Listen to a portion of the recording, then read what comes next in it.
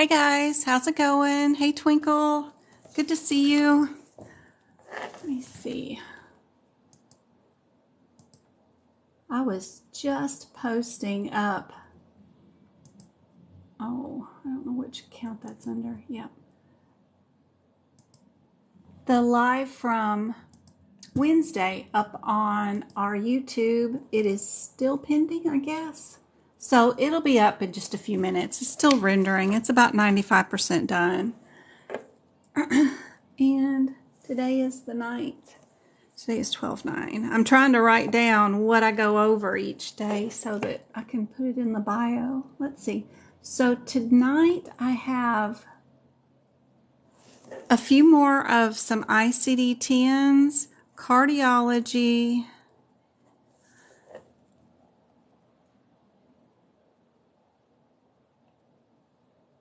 I don't know what else. I think I was in anatomy. I got anatomy, of course, and a guideline or two that I wanted to show off. Perfect. Got it written down. I know I've got several people taking their exam tomorrow, so I will jump into these questions pretty quickly so that we can get to them. So if you have questions that are like beginner stuff, like where do I start and all that kind of stuff, I've got some mods in here who will help out and answer those questions for you. I did do some updating on my website today. I took down some of the stuff that E&M that especially is going to go away as of January 1st. So if you're on my website at Medical Coding by Jen, and let's see, we got our social media tab, which is super helpful because it's got our Facebook and our TikTok and our YouTube and our Discord group. Discord group is where it's at if you really want a lot of help. That's where you need to go. But I also have another link. If you hover over the social media tab, I wonder if I can do it on my phone. I've got additional educators, a tab there of people that can help you out that are in the same genre as me. Some of them are you guys' favorites, of course. And then I added a couple of TikTok accounts that are following me and added them to it. The MCV Academy seems really, really cool. She follows me and participates in the lives. I love seeing her. Ranty Randy is open for tutoring. If you need any tutoring, he's offered to pick up some of my slack if I can't get to you. He's really good at like radiology too and some other specialties. So, yeah, so that is updated with some extras. And then under members only, I updated the CPT book prep room just a little bit. I added a couple of more tips. The picture for when do we put the X and what does the X mean that I have in my notes underneath some of the codes. What the heck does that mean? Just click on the picture. It'll tell you what's going on. And then the one where I'm doing the one line through some words, that's new. And then that'll tell you how to do the anatomy. This will tell you how to do the ICD-10 notes. And then I have these one-sheeter guidelines. I even put that document on there from AAPC. Can we write in our books? Absolutely. That kind of stuff, that picture so that you know it's from their website. I also put a guideline sheet about the consulting physicians. When you code a consulting physician in the hospital or when you don't, and you do an inpatient admit. So that's a little coding sheet for that. There's also one for multiples and deliveries. And then my document on parent and child code. What the heck does that mean? I'm always saying. So that document is up there too. So that's updated. And then the blog, just in case, we do have a tab that says blog. Somebody was asking, where can I print the guidelines out, you can come to my blog, and on September, I have the 2023 guidelines in a printable version for you. You can just click it and it'll download for you a PDF of the guidelines for 2023 that you can print out and take with you on the exam. And I made enough space over here that if you purchase my notes or whatever and you wanted to write them in, you got plenty of room, and like what I had in the book, because there's not a lot of room, but it's pretty cool so that you can print it out and then still make room for your notes. But that's free too, so that's under blog. Thank you guys for the free gifts. Those are really, really cool. That will definitely help out somebody else with some drawings and stuff. Of course, I got notes in the shop, but what I also have is this document that is, if you're just not going to be able to get there and take your exam by December 31st, and you're going to take it in January or February, and you don't want to buy all new books and move all your notes, I have that document now on my website that will change your 2022 book into a 2023. You get a picture of the 2022 book and where I add the code and the descriptor.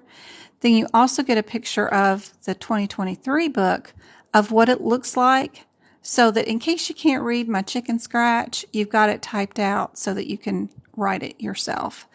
But anyway, that's there too if you need it. But hopefully that will help out. Right now I'm in the 2023 book, and I'm just in the musculoskeletal section, marking the red do nots. That's all I'm doing, just playing around. Just playing around. How's everybody doing on this Friday? Thank you for the hearts. Those are so cute. So cute. Oh, no, you guys are awesome, not me. Thank you, TikTok. Mom, good to see you. Hey, Sunshine. Thank you, Temple. Happy to help. Hey, Cheeky. Good to see you guys. You take your CPC exam on the 16th, Rust. Anything in particular I need to put in my books? Don't forget your AAPC ID number on their website, your membership ID number. Write that in your book. Be sure and have what does Medicare Part A, Part B, Part C, and Part D cover. Write it in there somewhere in case you have a brain malfunction, and at least you'll have it in there, and then that way you can just verify. I always like to have those in there. And just anything, if you've got CPT code descriptors that start out with the same wording, like all these are different. This one's reinsertion, this is pelvic fixation, this is anterior instrument. That's no big deal. You can tell the differences in those CPT codes by the first word. But number 50 and 52 here, they start off with removal of posterior. Well, heck, those two are the same things. And that's going to slow you down to go read the whole descriptor and figure out what the differences is. So it's super important to go through the ones that start out with the same exact wording and go find your difference. This one's non-segmental. Write that underneath this one, and then write this one as segmental. That will help because you can just grab that one difference and look through the question. That will save you a lot of time, a lot. Excision of tumor, they're the same thing. Soft tissue of abdomen wall.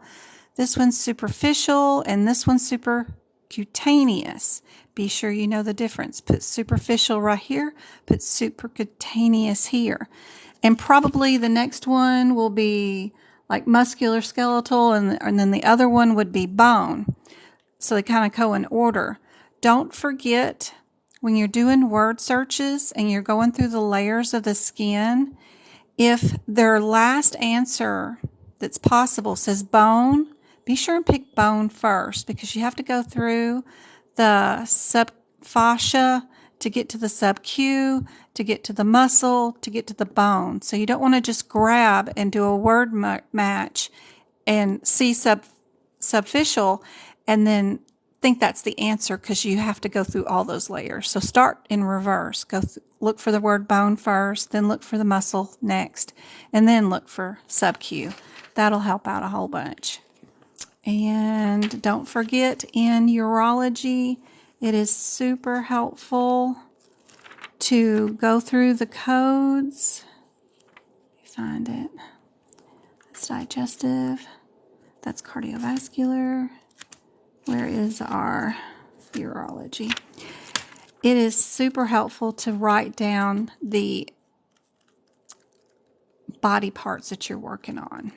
So there we go. Urinary, there it is. So I hate it that they're both purple. Urinary system. You first start out in procedures that are renal. Looks like we're all renal on this page. And then we'll keep going. What are we doing? Let me get my 2022 book. So I've already got it marked. Oh, be a little easier for me. Urology is easier if you have what you're doing on that page listed up there. Kidneys first. We do kidneys for all these procedures for the first 4 or 5 pages. Then we move to the ureters. Everything has to do with the ureters here. And then we move on to the bladder. Super helpful, because go look in your question. What am I repairing? Am I repairing a ureter? Am I repairing a bladder? Or am I repairing a kidney? That will clear up a lot of your questions. If you know you're repairing a bladder, then probably that's going to get you down to a 50-50 shot, and then you just need to know the differences between your 2 codes. One's simple, one's complex, one's with a stent, one's without a stent, blah, blah. One's congenital, one's,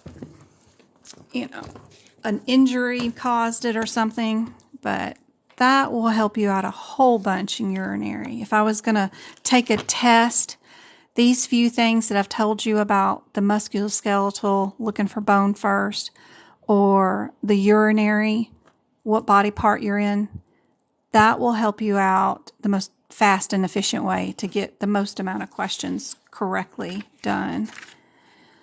OB and delivery. Don't forget that when you're delivering the babies, when you start off in delivering babies, the 94s, the 2nd and 3rd digits, are just natural born. They come out the natural way. Can't say the word right there. But if it comes out naturally, it's going to have a CPT code with 94 right there. If they have a cesarean, they're going to come out with 95.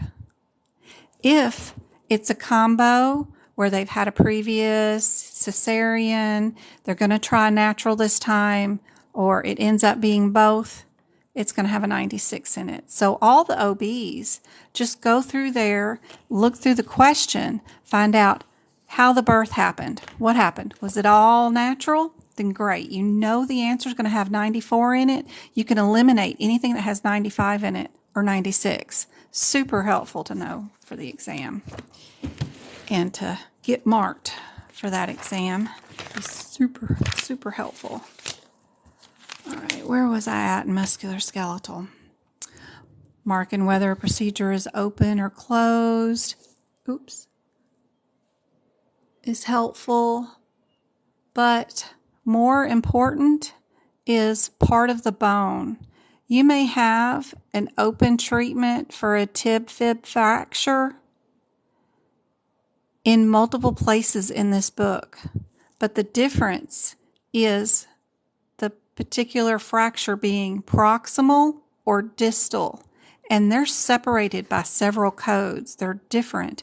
They're all in different areas of the book. So making sure you know whether your fracture is proximal, distal, or anterior, or wherever it is, that's more important than the tib fib, and the fracture.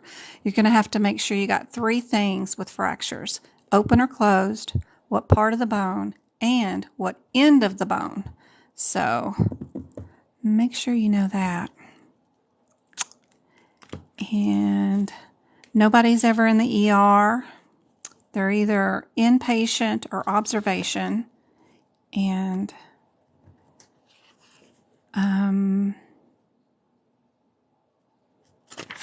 let's see, what else? Radiology's eyes, nuclear medicine, lab and path. A lot of times it is not what we're drawing, like hepatitis B, but did I do a probe, like a vaginal swab? Oops, I said the word. Or did I draw a hepatitis B out of the vein? Is it an immunoassay or is it an enzyme test?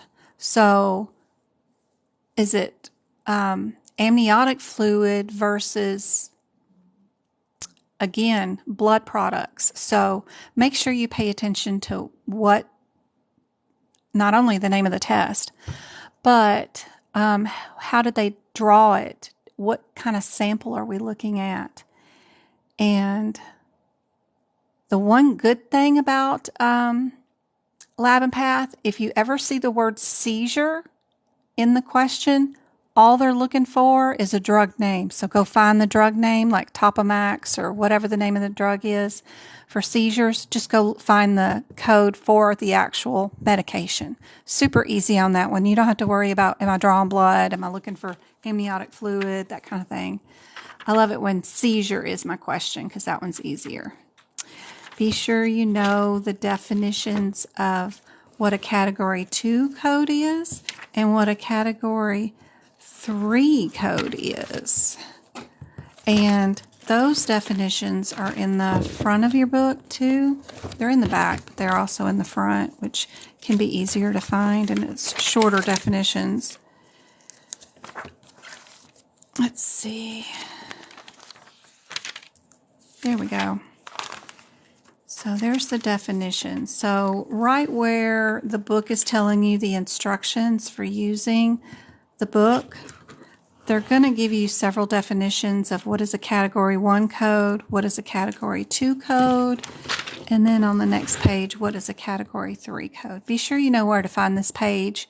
And then if they ask you something like a Category 3 includes all of these except, they'll probably have this is A, this is B, this is C, and then they'll have something like this as D, and you just know that if it's not one of these bullet points, you pick it. So it's not bad of a question. The modifier question that they sometimes ask is on this page too.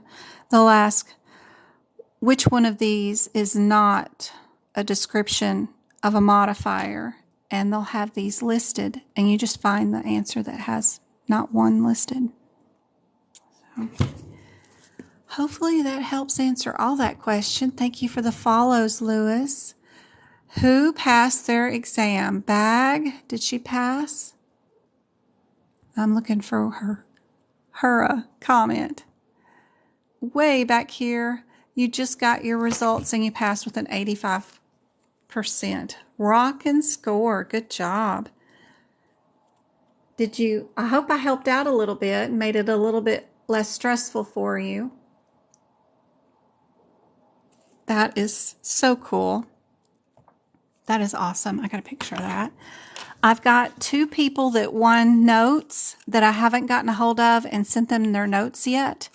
And that is Barbara and Grace. I have a couple of Graces and a couple of Barbaras in my website, but I'm not sure if the last names don't match up or I don't have a last name. So I was just looking for these 2 people just in case so they can get, what did they win? They won the free workshops. That's what they won, was for workshops. I got W on those. But I did find Stephanie. Found her email address in my website, and I added her to the workshop on Sunday that we're having. And MK, You're in there. Miss Edwards is in there, and several other ones. Because we had Rosalind. She bought 5 free workshops for people. So these are 2 that I still need to get a hold of. But if I can't get a hold of them, then I'll pick more winners. But or if they don't want to attend.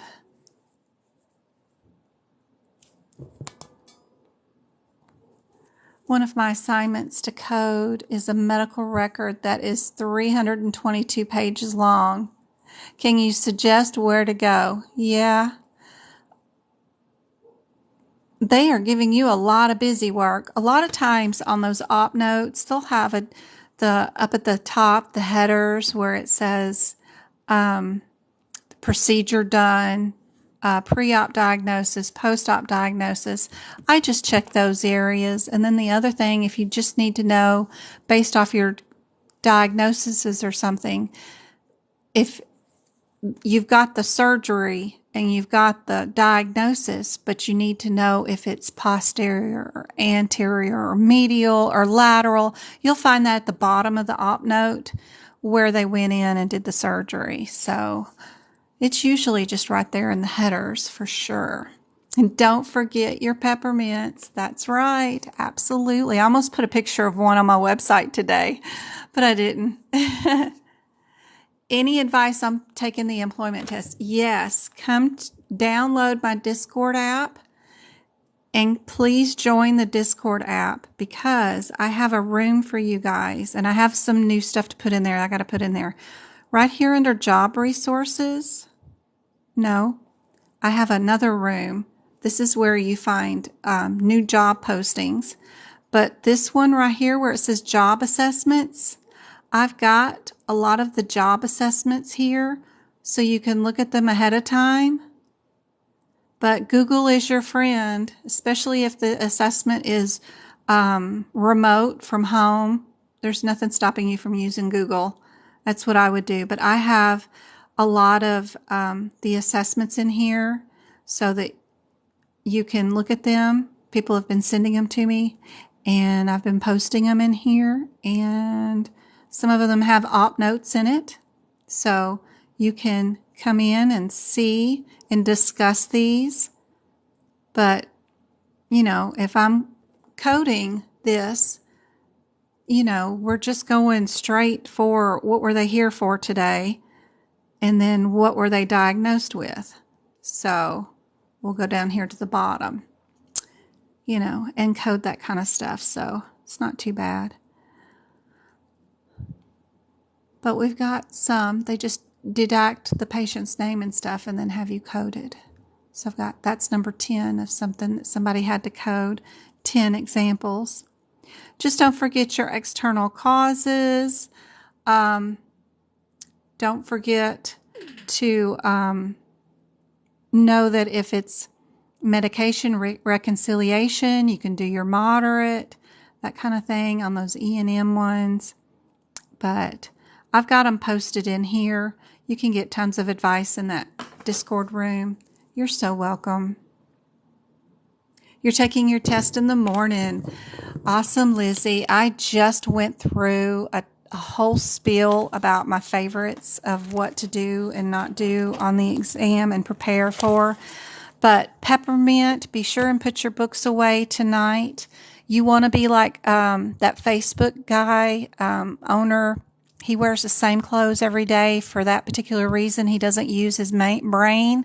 So you want to put your books in the car. You have your membership ID number, your peppermints. Go on and set your socks, undies, clothes out in the morning. Your breakfast is already set.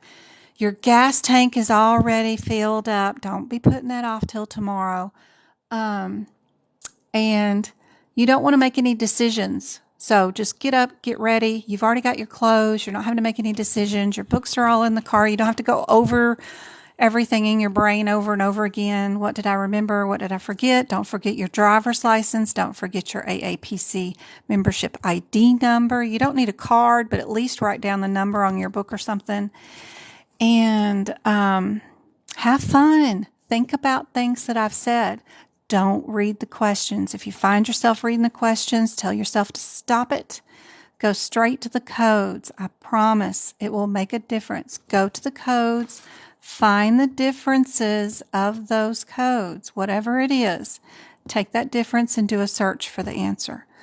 Headers before CPT code descriptors. So if you have 2 answers here and 2 answers here, we'll find out, are you doing an introduction or removal, or are you doing a repair?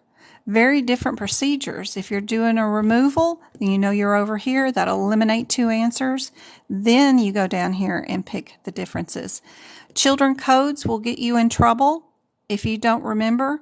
This is a child code. I can't just look at this. I need to go up here and see what mama is. Mama is a removal of foreign body of the shoulder before she is deep.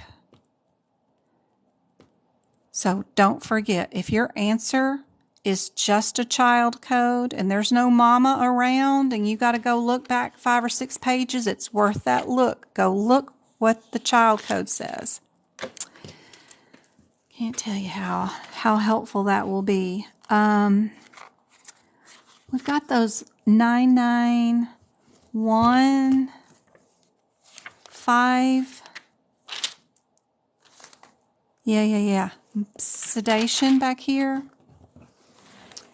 So don't forget that the difference between the 5-3 and the 5-7, or even the 5-6 and the 5-2, is not in their code descriptors. It's not. It's in their parent code. You have to look at 5-1 to find the difference. And here you have to look at 5-5 to find the difference. The difference is just one word, which is other, right here. That should be written right here. And then this one, 5-1, the difference is, where is it? Presence of a, it's same. There it is, the word same. I thought it was going to be on the second line. It's on the first line. So if your patient is getting sedation and their shoulder popped back into place by the same physician, it's 51. It's 55 or 56 if it's 2 physicians. You have one doctor given the sedation and another doctor pops that shoulder in place. Two docs. So be sure that if you're given the child codes, that you go look for that. And don't forget about your symbols at the bottom. If they ask you stuff like, which of these 4 codes is not FDA approved, what are you going to do? You're going to look down here at your symbols and you're going to go look at every one of the codes and find one that either is or isn't based off their question if it has that lightning bolt. Don't forget about these things. They're going to ask you about them in one way or another, either about the No 51 modifier or the FDA approving pending thing. They're always doing that because, like I said, they want to know if you know how to use the book. And if you know how to use the book, you can find the answers for sure. Let's get to some practice questions. I know a lot of you guys have a lot of exams coming up tomorrow, so I wanted y'all to see a lot of questions as much as possible before you go to bed tonight. Be sure and try to get enough sleep to where, it's your sweet spot. Don't sleep too much. Don't sleep not enough. Turn off TikTok and go to bed. Get that sweet spot, happy, joy. When I sleep 7 hours and go on and get up, I'm great.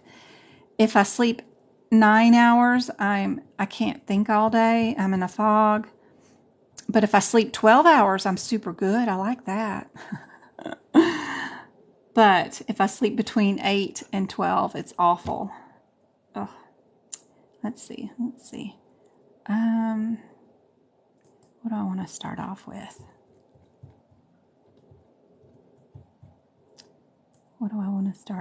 There we go.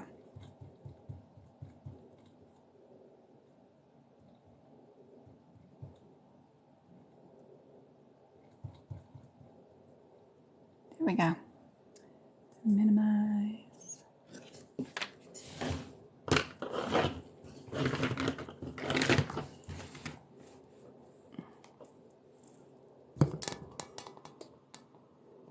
Thank you guys so much for the 3,000 likes and the 3 shares. Love it. Thank you, TikTok Mom. Coating mushrooms. Which do you coat first? Well, baking, there's a guideline with that, of course.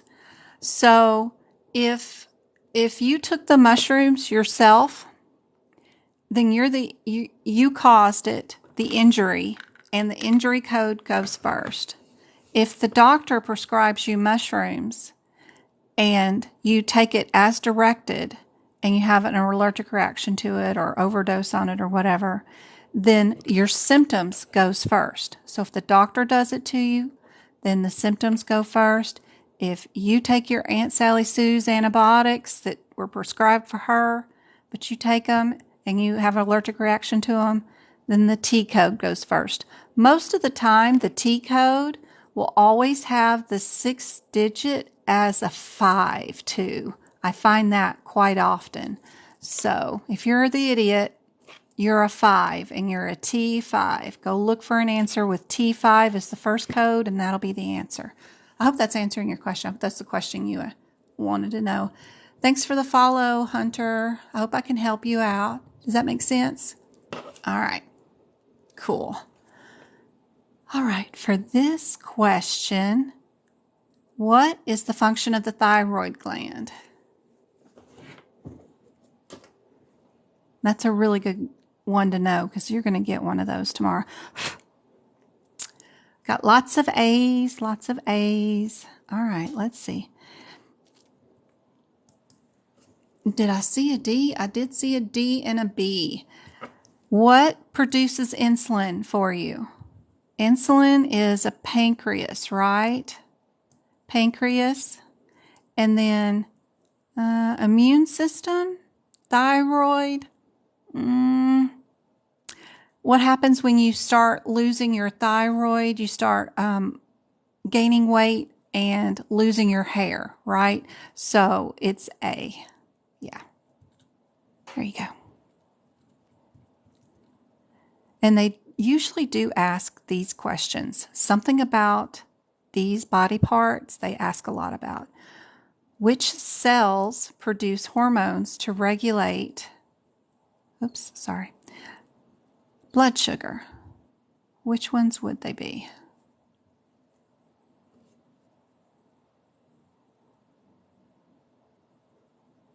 Yep, it is going to be B. And sometimes they don't put the word pancreas in there. They'll just say islets, and they'll say something like it looks like a beer to me, like Lagerhead or Lagerhorn or something. It sounds just like a beer commercial. But if you ever see islets of Lagerhorn, that is also the cell that produces insulin, which is our blood sugar, which is B. Yep. Got to be like a super thesaurus for this exam because they like to, oh Lord, what in the world kind of view did I do? They like to trick you with just words. That's all. Okay. Dude, vertical, 1 page. Thank you. I switched that back over. I hate having touch screens sometimes. Sorry about that. All right, nobody look at the answers. There we go. Excessive potassium in the blood.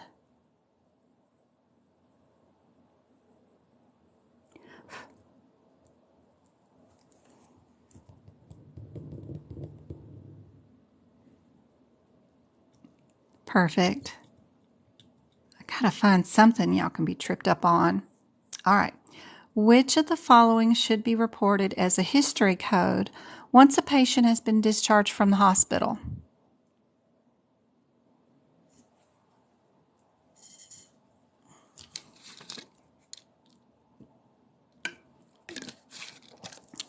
This is more of a guideline question. Which of the following should be reported as a history code once the patient's been discharged?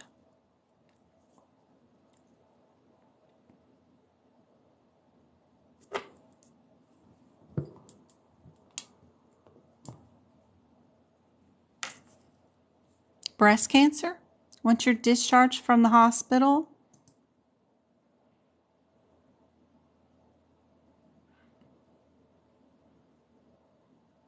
I don't see anybody with the correct answer.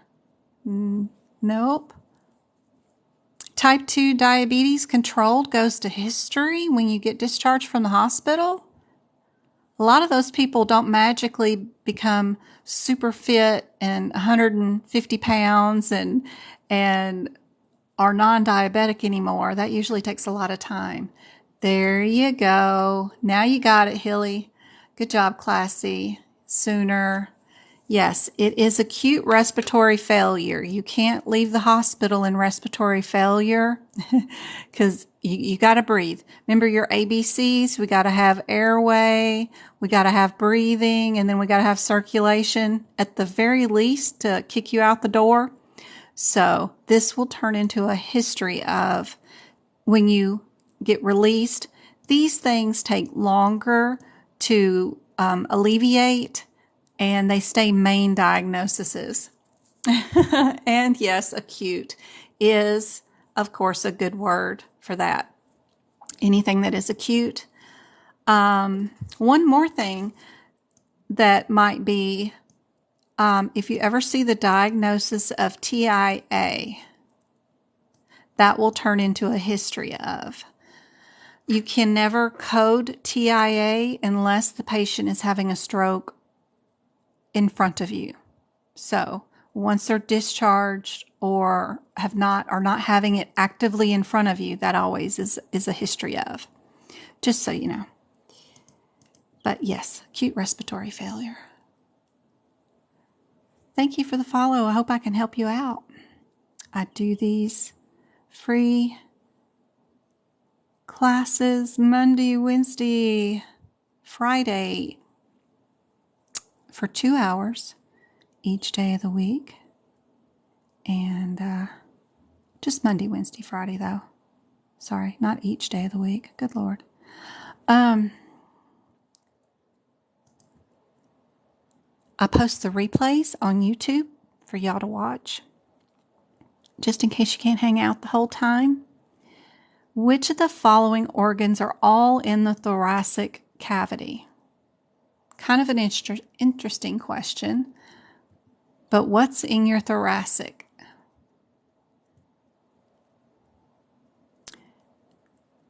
Some are saying it's A. Okay, so that would mean heart, lungs, and hypothalamus. Some people are saying B, which means that would be heart and lungs.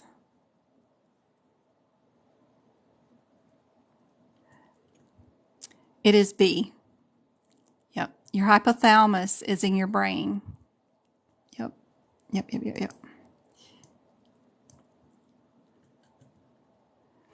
Don't worry if you get it wrong. You don't want all these to be super easy, and you want to find something that you can learn. And you learn better by getting it incorrect the first time. So you won't forget none of those, and you'll be able to remember them next time. So I always love to find stuff that can trip y'all up. So, all right, which one of these is false regarding atherosclerosis? That's okay. So crafty. Miscreations. Get them all wrong. That's great. It's going to just help you remember.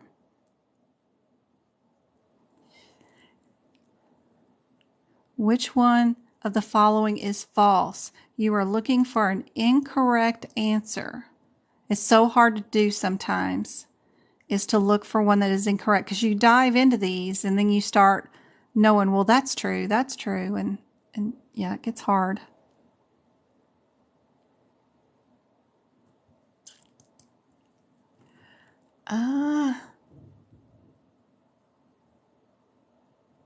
Maybe.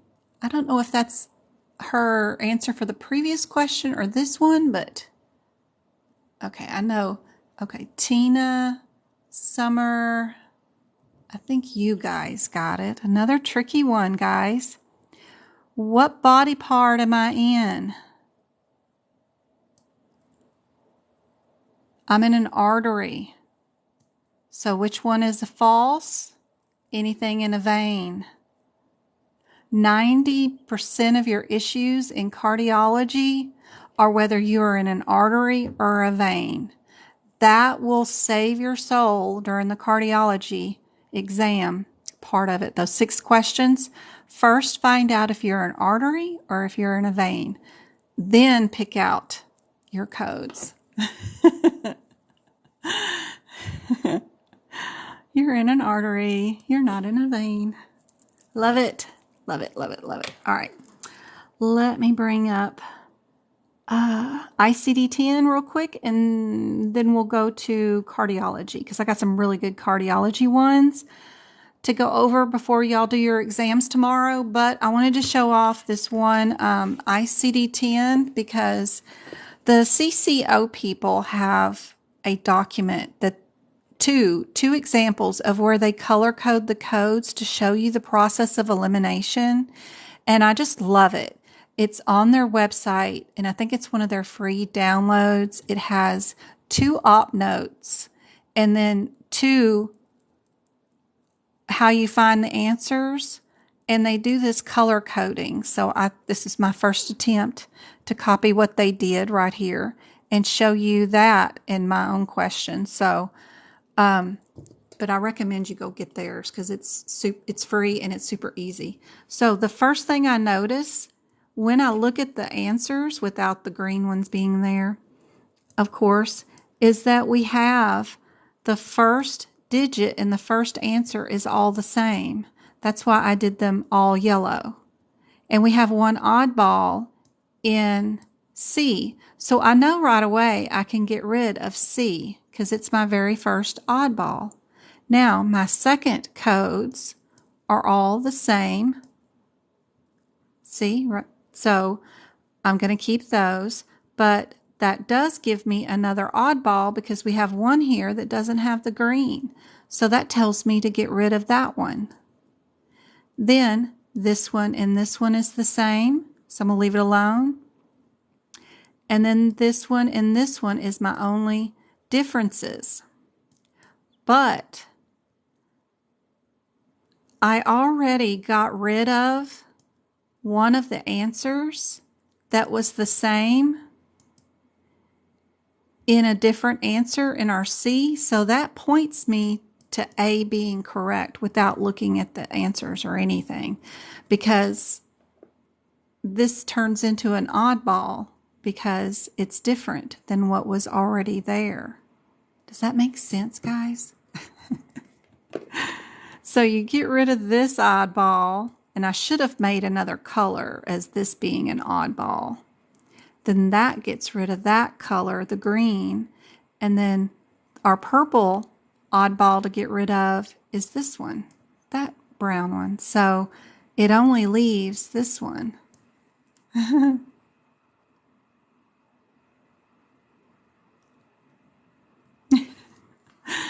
Yeah, it does take a lot. Thank you for the paper cranes. That is so cool. I've never seen that before. That's cool. It does take some practice for sure, but it is super fun once you get a hold of it because you can see those 3 yellows right there. You can get rid of that first one right away. Then you see this is an oddball right there. You can get rid of that as your second code. This is all the same. And then your last oddball is the D, that one here on the end, and you don't have to pick anything. It's just super cool to see it done that way once you figure it out. But it does take practice. So get those 2 downloads from CCO, super helpful. Their link is on my website too. They got a ton of resources too. But there's your rationale, of course, with the question and the answer. But you can figure a lot of their answers out with just being able to do this process of elimination by that. I didn't color code it 100% correctly. I still got to work on that. So I'll do another example on Monday. All right.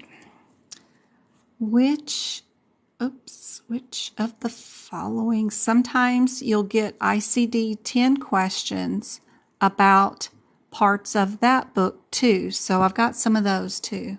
Repetition, repetition, repetition. Yes, yes, yes. I know. I make it look way too easy, go-kart, when I'm doing it with you guys, but when you try to do it by yourselves and y'all are in tutoring with me, I can see y'all struggling. So, yep. So we've got 3 of them that start off with the letter C, 3 of them that end in the letter S. I look for similarities in everything, whether it's written word or whether it's A, B, C, or D, or numbers. Yes, be sure and follow just in case you want to find my content later. Which of the following in the tabular list are 3 characters only? Is it the codes, the corrective actions, the subcategories, or the categories? I think I'm the only one that teaches medical coding from the certification exam point of view, so that is super handy dandy if you want to pass your CCS, your CCO, your CPMA, whatever. All these tips will even pass along and can work with even just an English class. Go to the answers first, always. Look at those, see what your differences are, then pick out your answer. This one's categories. I'm always having you guys stop at the categories. Categories is important because that's where they put their guidelines or rules. Stop at that first 3 digits. Check out those before you go down to your 4th or 5th or 6th digit for sure. Ooh, I was watching a webinar today from another instructor from a big corporation. And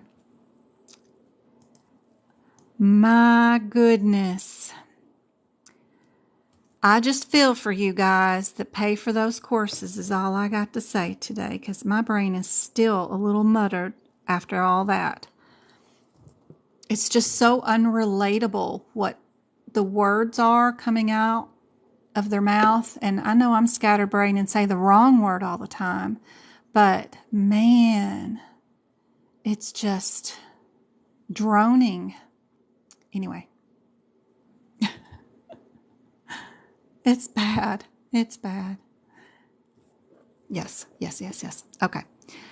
No names.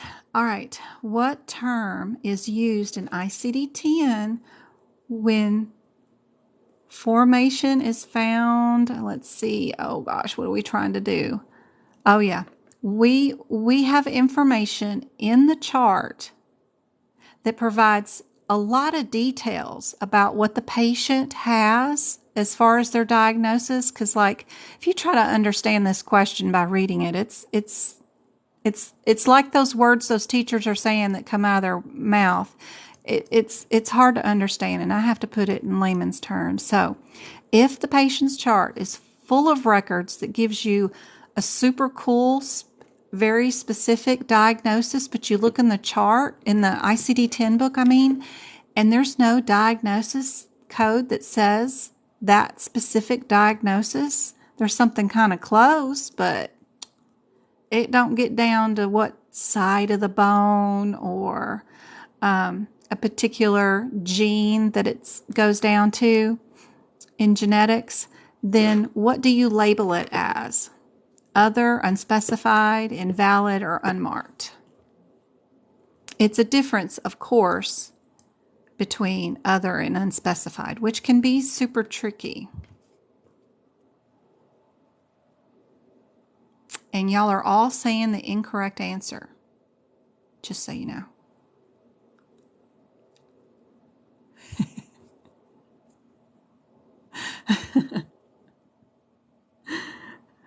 The answer is B, guys. So if your doctor is a super good coder and tells you really specific cool stuff, but you don't have an ICD-10 code, you pick the ICD-10 code that says other. You don't pick the 9, which is unspecified. You pick the 9, which is unspecified if your doctor's lazy and just says they have type 2 diabetes. And that's unspecified. Like they didn't say with diabetic neuropathy or with diabetic cataracts, or, usually there's a reason why they have type 2 diabetes and they're just not being specific enough. If your doctor's being lazy and not being specific enough and you don't have enough info from the doctor or the chart to pick, we've got 1,000 diabetes codes that get super specific, but all you've got is type 2 diabetes, 3 words, then you're unspecified. So that's your differences. This one is other. And there's your highfalutin fancy documentation. If you like reading the fancy words and trying to make heads or tails out of that.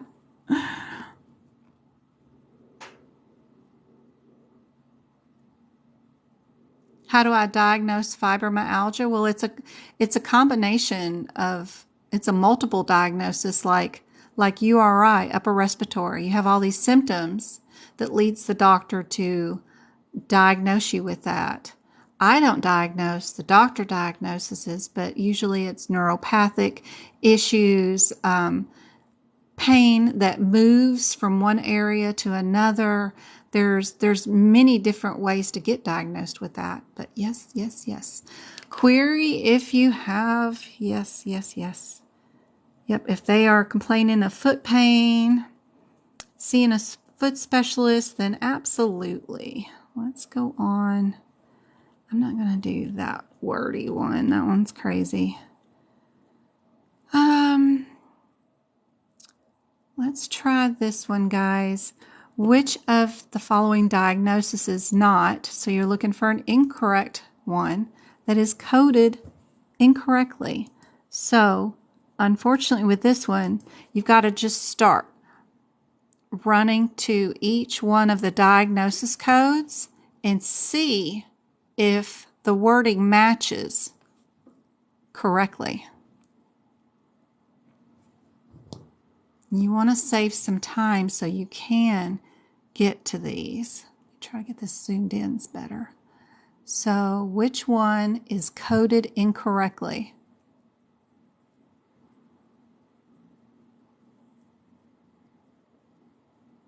Thank you for the hanging lights. That is cool, TikTok Mom.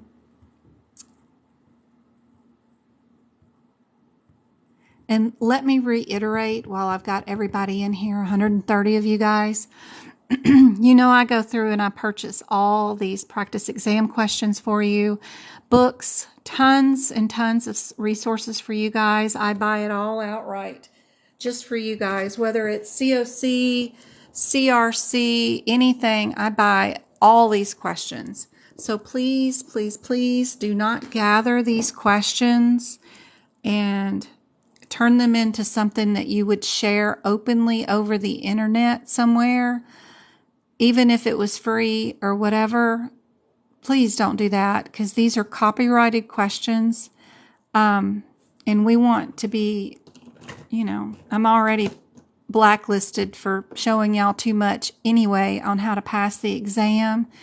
And I don't want to be shut down, of course, and not be able to help you guys anymore. So please be sure and don't gather these and share these over the internet.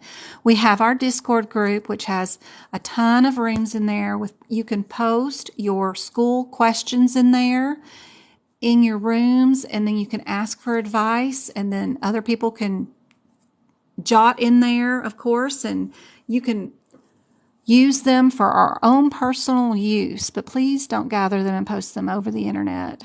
I know people think they're helping, but that will get us all shut down. So let's just keep them where they are and respect the copyrights as they are intended, and don't reproduce them for group release somewhere. Please. If you want to write your own questions, then great, go for it. Absolutely, have at it.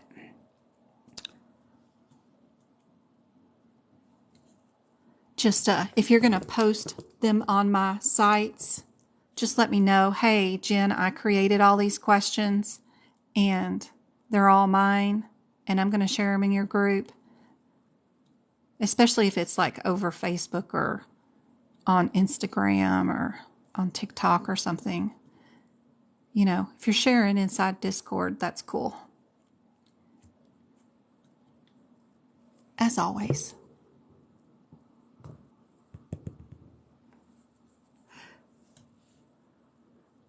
The answer for that one was B. B was coded incorrectly. Sorry, guys. And there's your rationale on that one.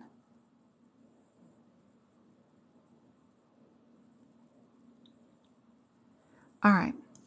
Which of the next ones that are coming up is a HIPAA violation? You know they're going to ask you about HIPAA or fraud. They really love the fraud questions on the CPC exam.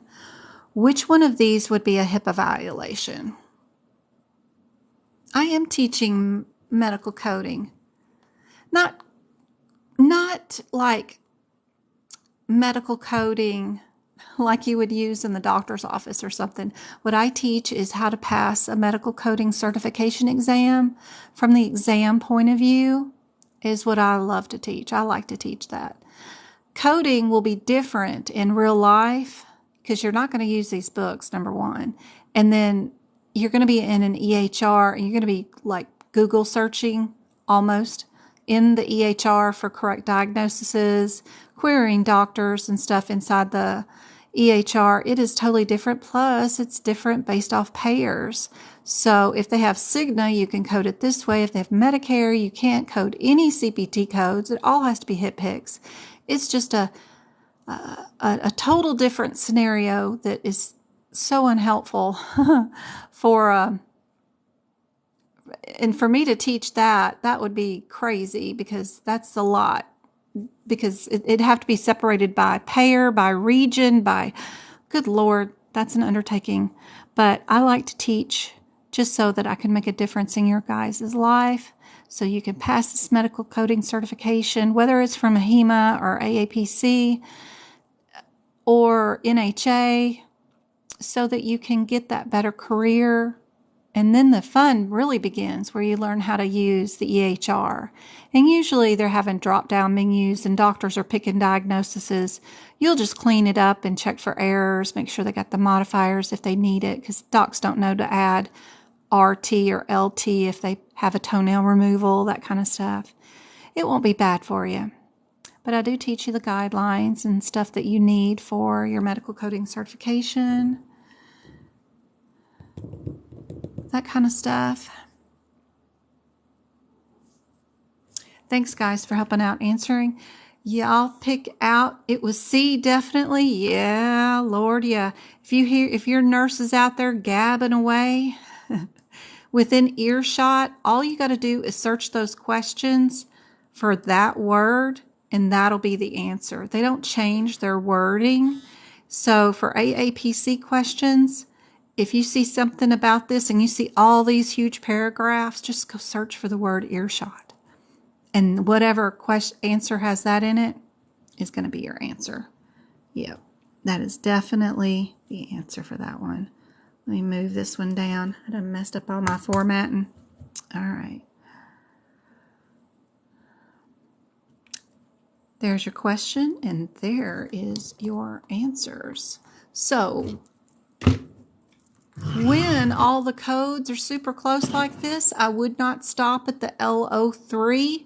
I would move on down.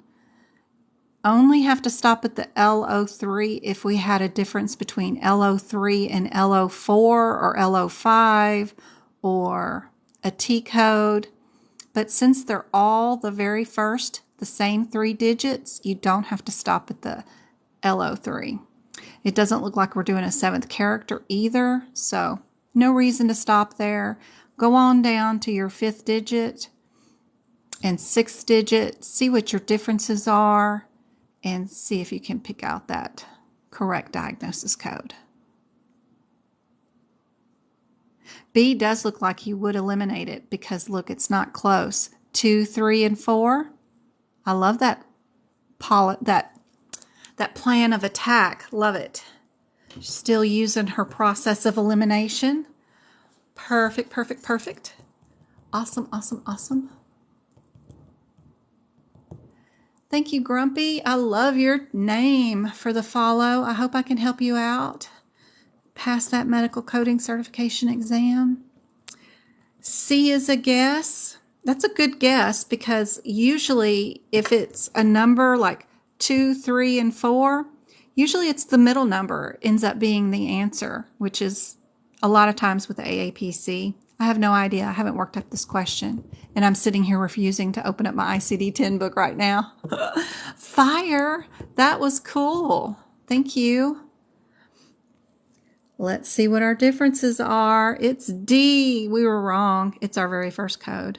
Yeah, it's our very first one. And that's, again, another pattern with AAPC. It's usually, if it's not the middle, it is the first. Yeah, it is our first one because D is the correct answer.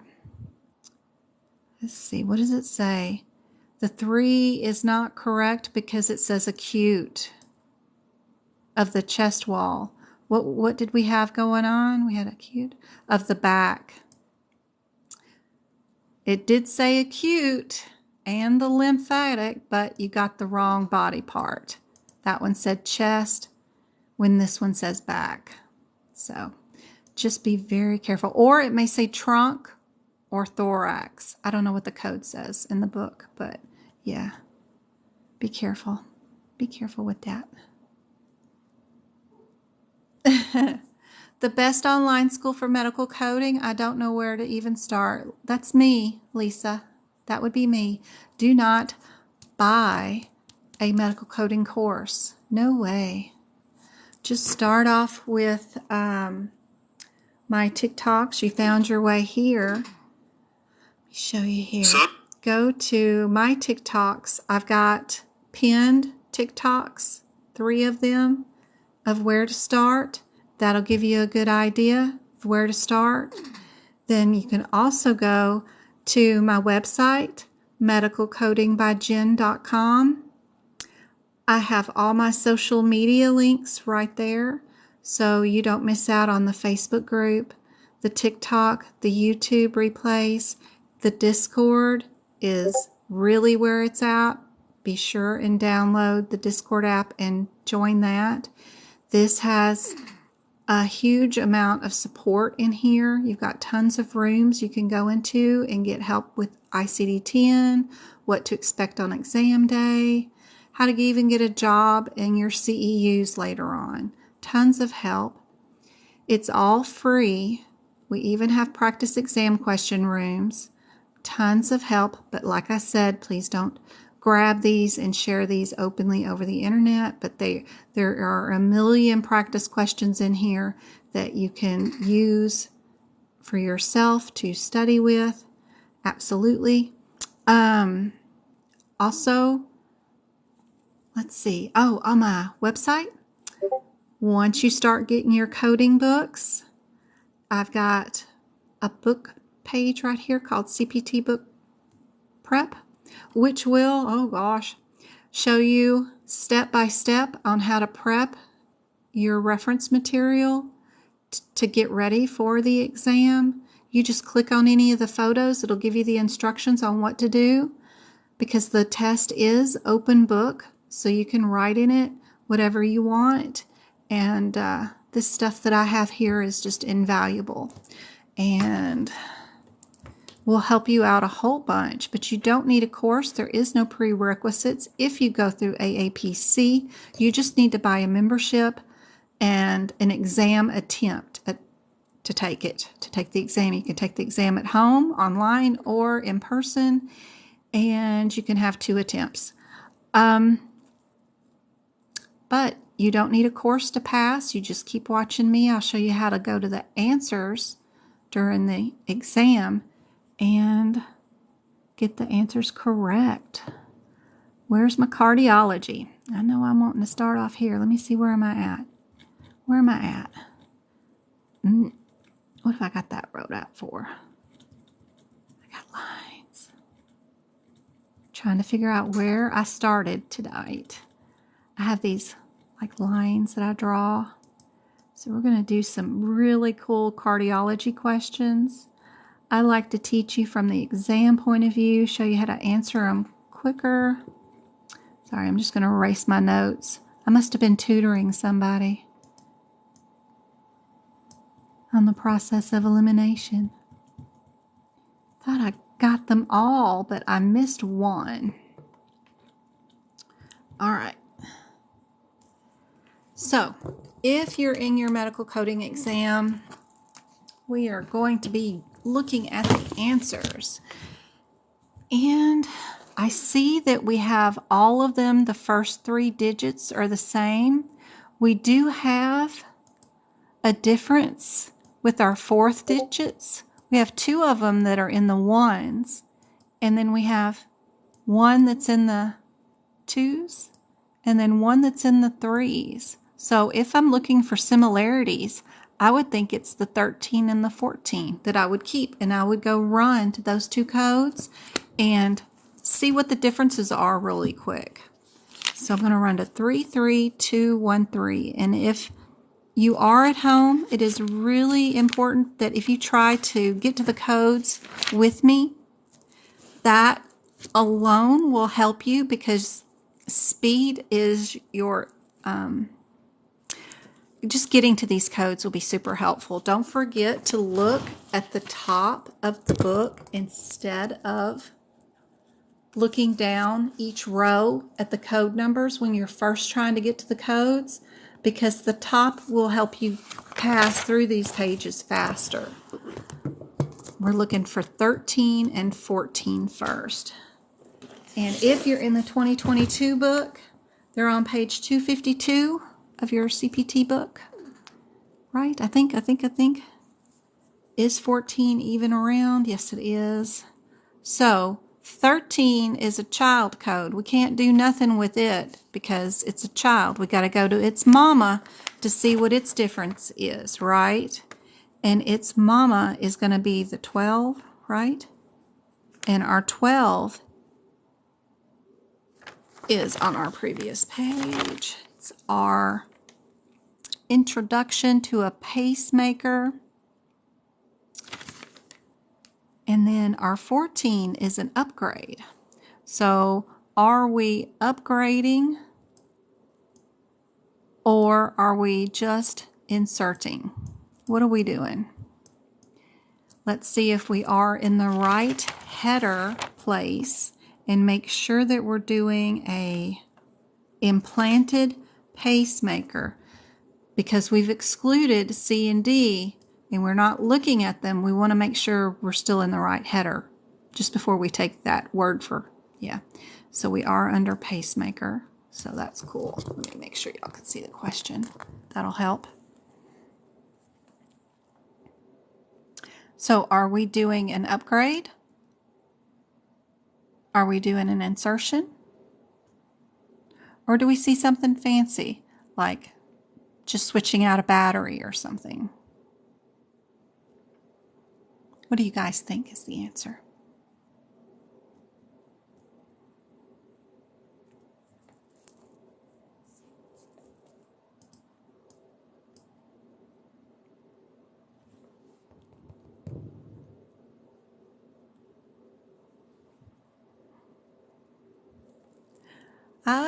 I don't think I showed you the answer was A, because it ain't A.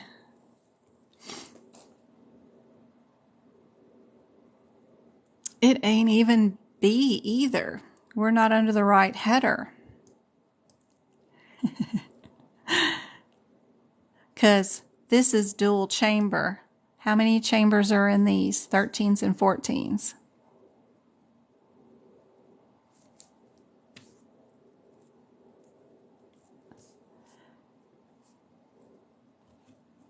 So let's swap over there to our 28 and our 35. What does our 28 say?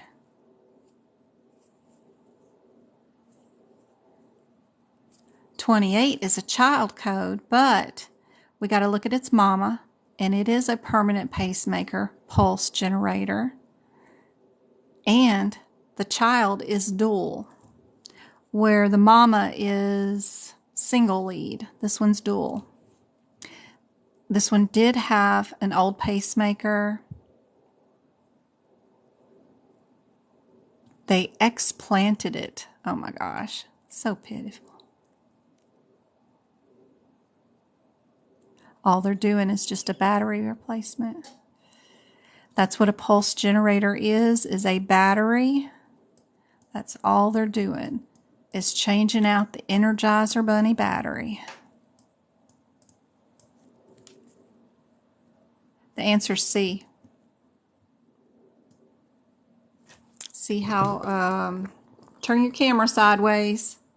We've got dual lead, permanent pacemaker, pulse generator. They all match. There we go. Dual pacemaker, pulse generator. All matches. Just a word search.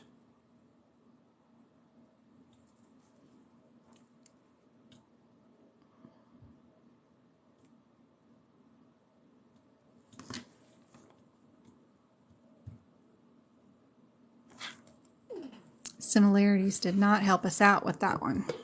Let me get this to come up bigger.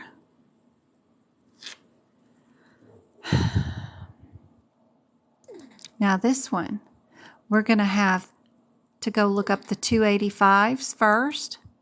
385s. We got 385s. Okay. So it's probably one of our 85s. I would eliminate C based off that. Yeah. Yep. And I would run to the 8505 first because it's the first in numerical order, and then just look up the 05, the 10, and the 25 for my differences. So 385, I thought it was going to be just 2 and 2, but it ended up being a 3-er. Medical assistants do a little bit of coding, Jennifer, so I believe they teach y'all more about the ICD-10 than anything, but yes, you'll need to know your doctor's office visits, your E&M visits for that, toenail removals, and those kinds of stuff. Immunizations. Yep. Medical coding is included in a good medical assistant program. So hopefully you've got a good one. Let's see. I'm sorry. I'm not even at the codes yet. 38505.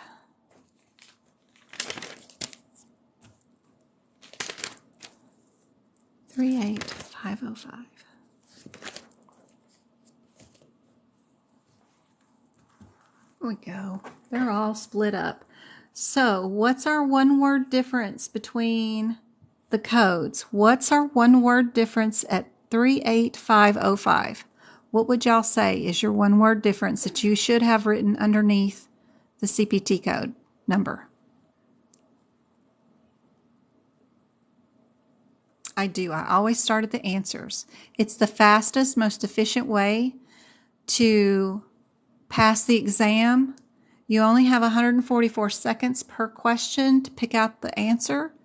The items are already coded for you. It's coded. You just have to pick out the correct answer. Superficial. I have needle too under mine, which Sunshine has under hers too. Either one, but I do like the needle. This one's needle. What's our one-word difference for 10?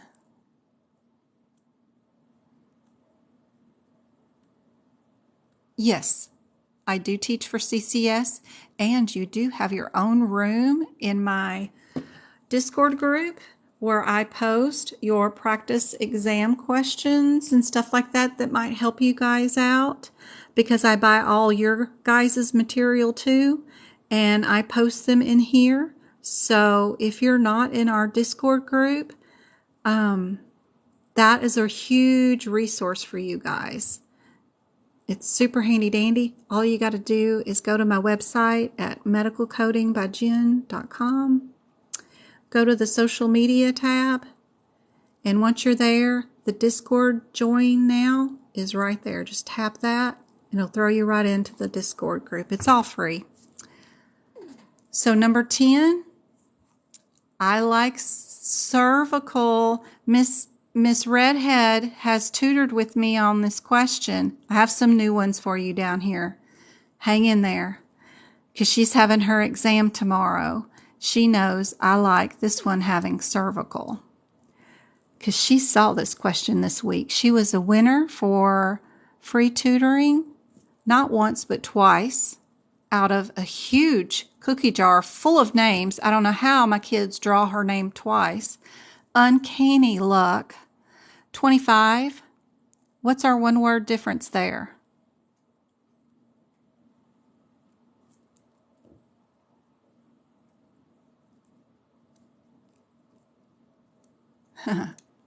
You're the best.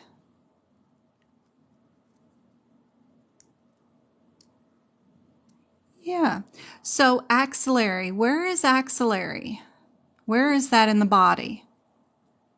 What's an easier word? You're having your exam tomorrow. It's your third time taking it. And then a 69. Oh, devastating. Devastating. I'd rather make a 62 than a 69. Oh my gosh. That you just want to throw a book at AAPC with that 69, don't you? Oh my gosh. Yeah, trunk area, chest area. So that's even easier to think about instead of axillary. But yes, axillary is perfect. Either one, whatever you want to write there. So all we have to do is look for the words needle, cervical, or chest, thoracic area.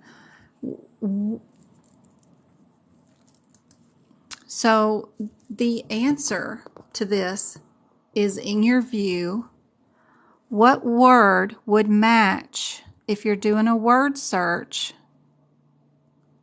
with one of these?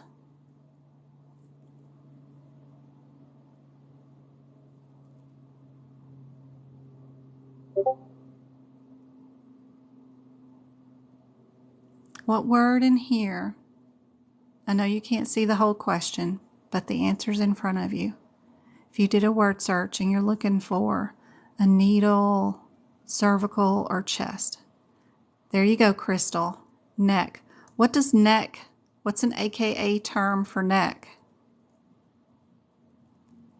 No, the exam is no longer 5 hours and 40 minutes. It is only 4 hours long. Remember your spine. We've got cervical, thoracic, lumbar, sacral. The neck is your cervical. So we know our answer is going to be B. Isn't that handy dandy? It wasn't that easy to answer in the tutoring with Redhead, but I've worked out the kinks in this question since then. I've been throwing up the questions and not looking at them and seeing how well she does. And we went round and round trying to figure out this one. And it turned out to be super easy. She figured this one out, actually, before I did. I was still in a stupor.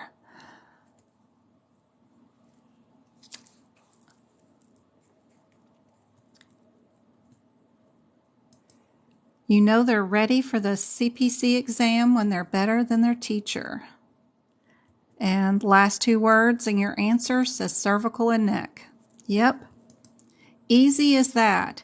A lot of the times, many people that are taking the exam are really looking way too hard for the answer, when the answer is like really simple, but you got to think kind of outside the box a little bit. It's a little different. Yeah, you don't need to see the question. Yeah, isn't that great? I love it. You just need to do a body word search. So super cool. All right. Our next one's a long one, but I think we can do it. Let's do our process of elimination. Let me see if I can't get this to be bigger. So if we were doing any sort of process of elimination, looking for similarities,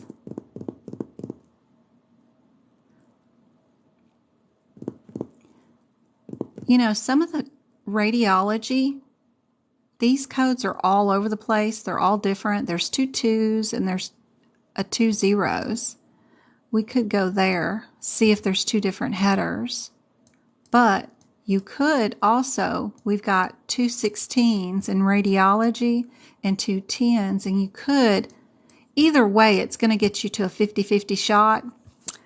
But sometimes cardiology is more confusing than radiology is. Like this might be blunter, like one's a CT, one's an ultrasound, and it could be a lot easier to eliminate than some of these, because some of them are like arterial versus venous, and then you're doing grafts in both and you don't know which one you're really supposed to be in. So that could be a big benefit. But let's go see what our 362 is. 362. Sorry, not joining anybody's live right now.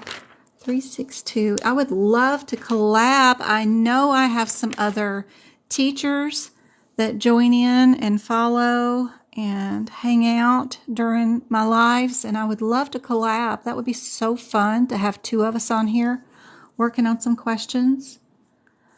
Ranty Randy is thinking about doing a vlog. What do they call that? Like, is it a vlog? I forget what they call it. You know, those crime shows that you listen to all the time? Podcast. That's it. That's the word I'm talking about. He's talking about starting a podcast for medical coding. And I thought that would be great. We could have guest teachers come in and share their points of view and people could listen. I think that'd be fun. All right, 362. What header are we under if we're under 362? 362s? What are all these? Diagnostic arteries, selective catheter placement. What is our 360s? 360s? 360s are also selective. Ugh, unhelpful. Like I said, these are unhelpful.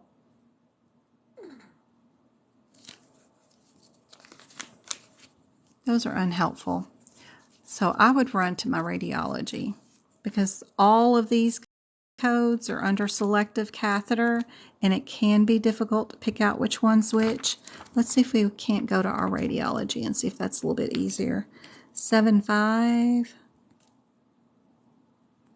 I think it will be. 757.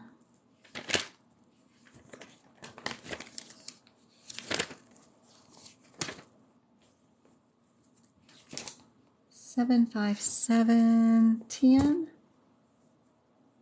is unilateral extremities, where 16 is bilateral extremities. Oh, that'll be super easy. So are we unilateral or bilateral?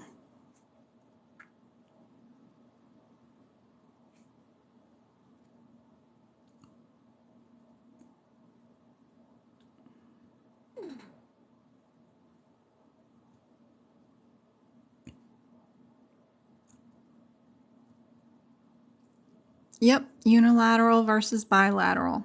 We are doing left lower extremity. So that first sentence tells you right away. So what 2 answers are we going to get rid of? B and C or A and D?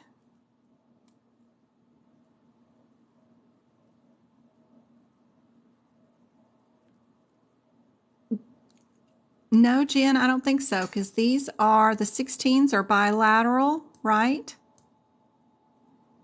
And these are unilateral. So we're going to get rid of the bilaterals. We only got left leg. We don't have left and right. Yep. So it's going to be between these two codes. Now we can go look and see if it's 36216 or 46. So 362.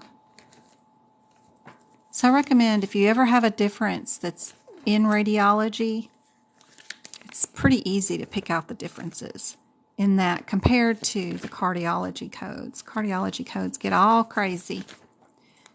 And I know my notes look crazy. 36216, I'm trying to get there. All right, 16 is a child code, so you can't use it. We got to run up to Mama, and Mama says we're an artery. Let me see what 36246 is. 36246 is a child code too. It's also an artery. Both are arteries. What's my differences? Abdominal, pelvic, and lower versus, where's my body parts on the other one? Thoracic or brachiocephalic. So are we up high in the chest area, or are we down low in the iliac, or not iliac, but the abdominal, pelvic, or lower regions? So what body part are we in?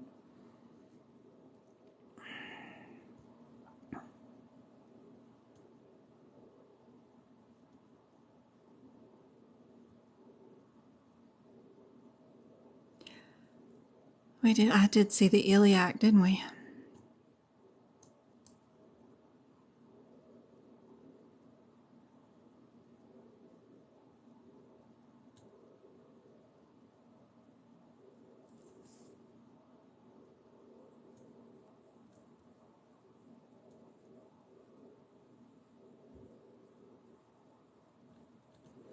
Yep, C is correct.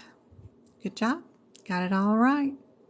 But I think eliminating the radiology was a lot easier. Sometimes it gets crazy in those cardiacs, but you just needed to know where you're at. We were in the pelvis, leg area, working around all that, and those codes were just separated by the body parts. We weren't up in the chest, thoracic area, up in the lungs area. We were down low, down low. Down low. All right. We've got a difference between the 305s and then the 304s. Let's go see what our differences are. I've got to go back in my book. All right.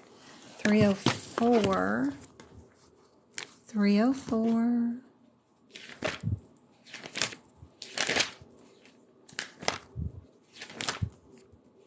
Oh, we're in respiratory.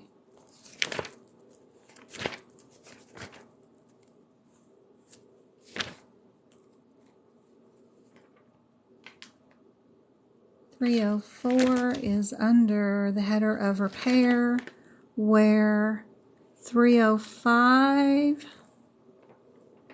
what are we under? We're under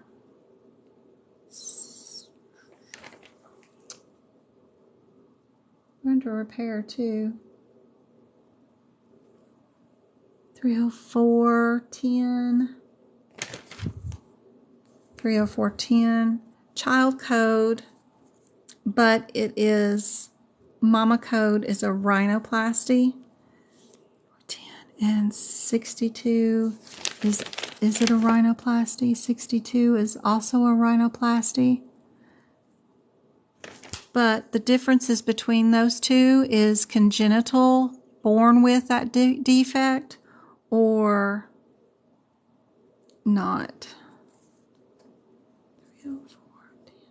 Yep, that's in primary surgery too. So first time they've ever had the surgery. So are we doing we're doing a septoplasty. We're under rhinoplasties. So these are the wrong headers. We got to go to the 05s. 05s, 20 is under the septoplasties. Yep. Plus, it's 2 codes that are the same and 2 answers. So that helps out a whole lot. 305.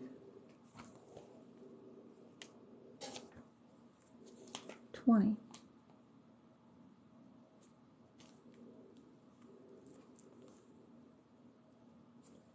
Then we just got to check out our differences between the 308 and the 340. 30140. 30140 is submucous resection. And then our 308 02 is a child code, so we got to go see what mama is, and mama is an ablation. Are we doing a resection or an ablation?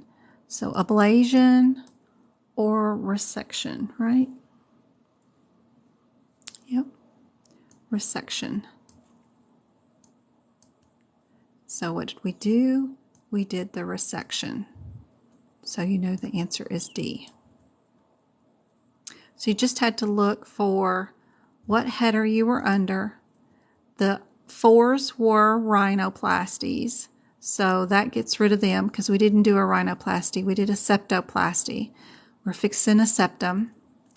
And then out of those 2, one of them was an ablation and the other one was a resection. You just look for the word resection. Yep. Yep, yep, yep. Super easy. A lot better way to answer these questions, because if you're going to take the CPC exam, you're only going to have 2 minutes per question. They have 100 questions, 4 hours. That includes all your bathroom breaks. We've got a separation here. We've got the 1 and 2 and the 7 and 8. So I would run to the 1 and 2 first, see what's going on. 3, 4, 7. 3, 4, 7.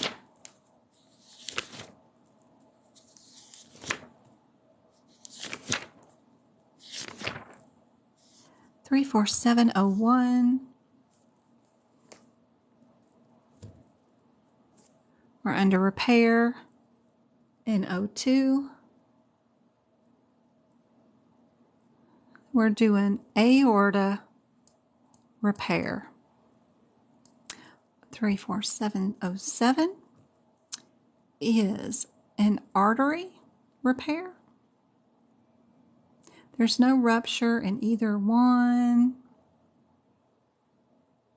The 02 is a rupture. This one's an artery. So this one's an artery. This one's an aorta. What are we dealing with? Artery or aorta? We've got an artery aneurysm. Did it rupture or not? Non-ruptured. So you know your answer is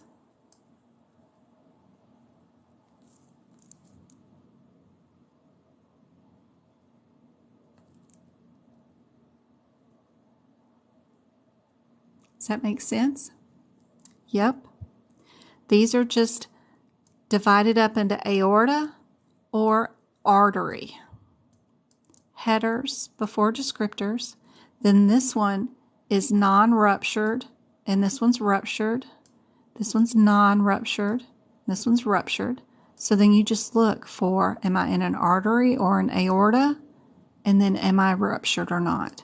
That prevents you from having to read all those words, carry them with you to your next question. When you have 100 questions, you only want to look up 2 words in the answer because you're already having to deal with this lovely book. And all your notes and stuff. So that's enough to deal with once you get to the numbers and the codes. So you want to keep it down. Plus, this prevents you from picking the wrong answer. If you've got your header, which is your aorta and artery, correct, and then you know that other thing, ruptured or not, you can't get the answer wrong. You're super fast and efficient, and you can move on to the next one. Yep, yep, yep, yep. Let's see what we got going on here. Which one would we eliminate right away just looking at the numbers?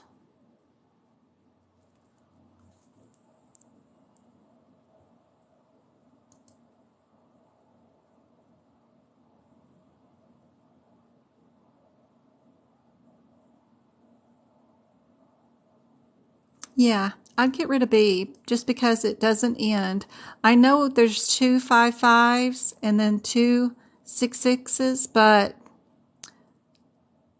that 60 at the end makes all these look crazy. So then I would technically, if I'm looking for still similarities, get rid of that too. And I could look at the differences, but I also am thinking that 36 is in my throwaway and it shows up again in my similarities. So without looking at the question, I would pick D and move on to my next question, if that makes any sense to anybody. I just see patterns in numbers, and I see patterns in what AAPC picks as answers. And for this question, I wouldn't even read it. I would just pick 36 and move on.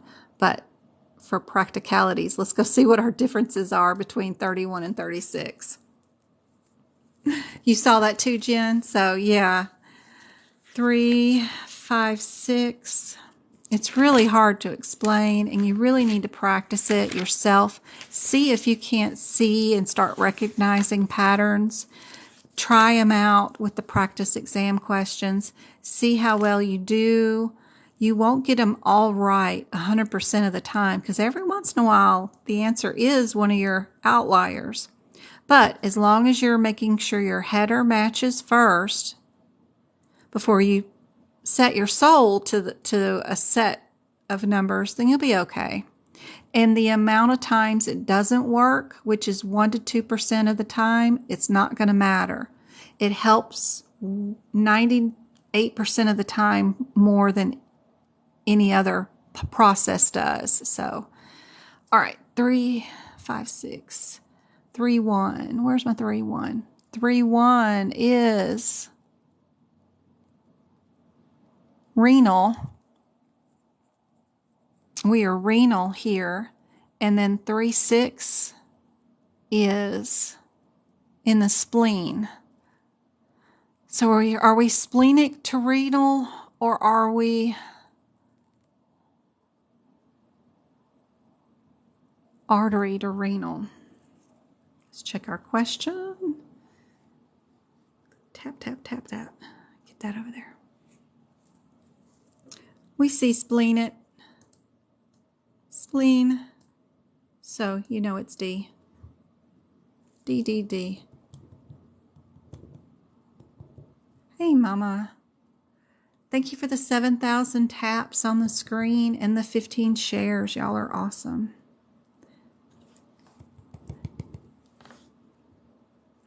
I better plug up my phone. Mondays? No, Wednesdays live. It totally ended with my phone dying. Let me find my charger. Where's my charger? Time to plug it up. It's got 20% battery left. These 2 hours just drain a phone streaming. All right. There we go. So, we see any similarities? Our C and D look quite tasty, right? Because they're super close together. Let's go see if we're under that header. 3, 3, 2. Wednesday was crazy. Resting up for the test. Yeah, the phone just completely died right at the last second. It's like, oop, I was leaving anyway, but I didn't get to say goodbye.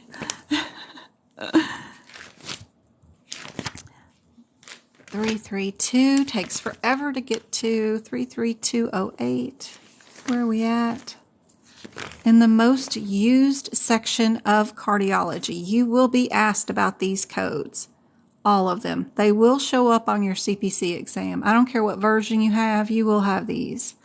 Are we doing a new or replacement permanent pacemaker? If we are, we're under this section. If we aren't, we're somewhere else. So what are we doing? Oh, I'm drawing again.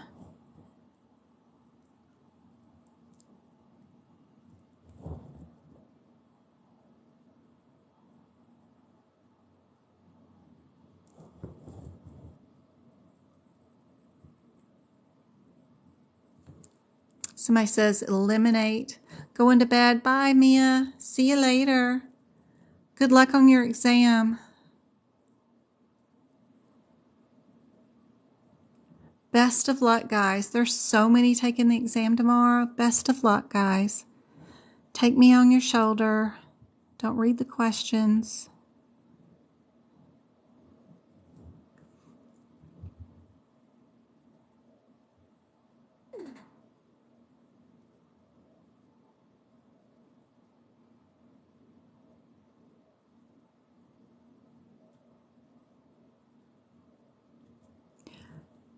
Does our CPT code descriptor for the 06 and the 08, does it actually say dual chamber anywhere?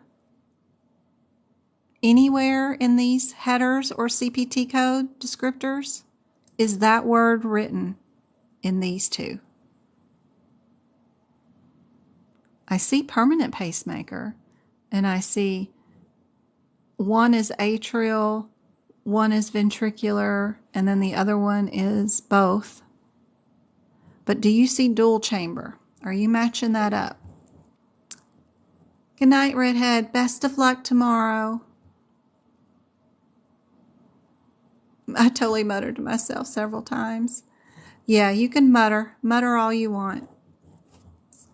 We're only looking for the words dual chamber. And somebody said C was the answer, so you don't need the full question. You have to match up what you did today. We are placing a dual chamber, and that's the first thing to make sure if you are under the right header. Does the 8 or the 6 say it's dual chamber? Nope. So then if we go to our 213, where's our 13? Does 13 say it's dual chamber? You can't see it because it's a child code. You got to go back to its mama. Its mama is 12. And does it say it is a dual chamber? It says pacemaker pulse generator only, but it doesn't say dual chamber either. So none of these are correct. None of them said dual chamber. So just by the process of elimination, you know your answer is going to be B and you can move on. Don't go look to verify that the answer is correct when you've already eliminated all the other answers. But for tonight, let's go to our 33249. Look in that CPT descriptor. Does it say dual chamber in it somewhere? And you'll have to turn your camera sideways for me to show you what I got written on mine, because it's a hot mess. But the last two words right there in that CPT descriptor say dual chamber. It also says what the next words are is that it's transvenous, implantable, pacing cardio defibrillator. So it said dual chamber. It also said transvenous. It said implantation, and then it says defibrillator. You got 4 words that are matching. There's no reason to see the entire question, not at all. And all you have to do is to figure out, what did I do today? I placed a dual chamber. Stop. Do any of your cardiac codes say dual chamber in them? If they don't, they're not the right answer. Don't be digging in here, looking at routes and placement of leads and whatever else. Just stop and find your first word first, and that'll keep you super safe. All right, guys. And, of course, your rationale if you want to do it the hard way. Not me. Not me. All right. Let me get this bigger. So we've got 2 codes I would keep. What do you think, guys? Think. What would you keep?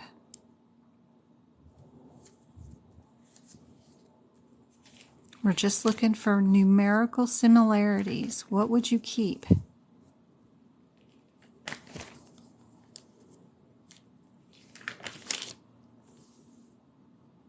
B and D is correct. Yeah, let's just get rid of A and C. Save us some headache.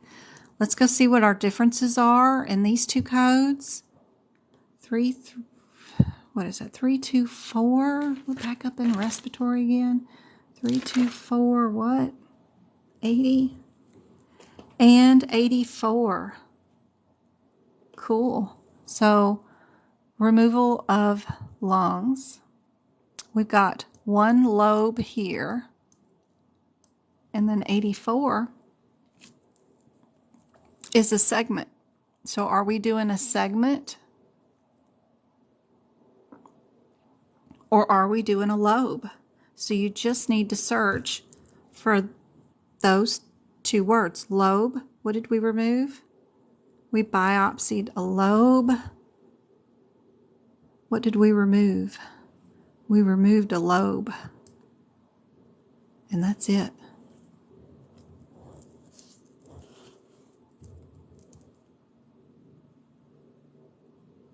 There you go. Super easy peasy. Isn't that nice?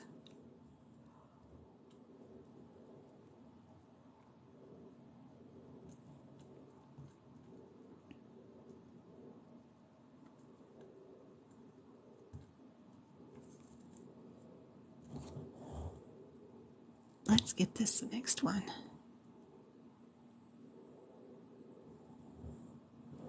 Ooh, I love that 78 and 75. They're super close, right? Let's go see that. 365. 365.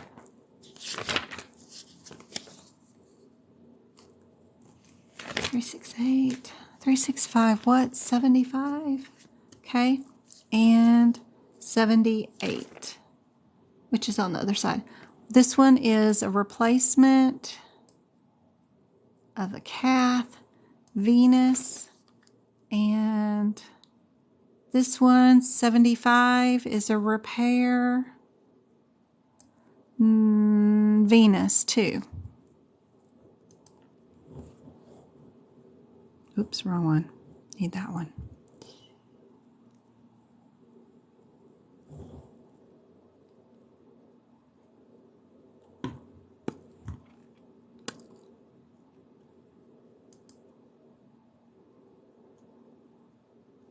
Where are dialysis catheters put into the body? Yep.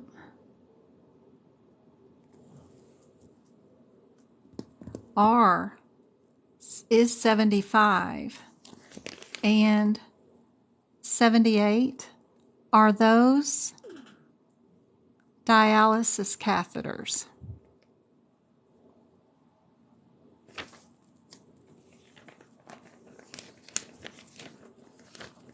Good luck tomorrow, Lizzie. Good night.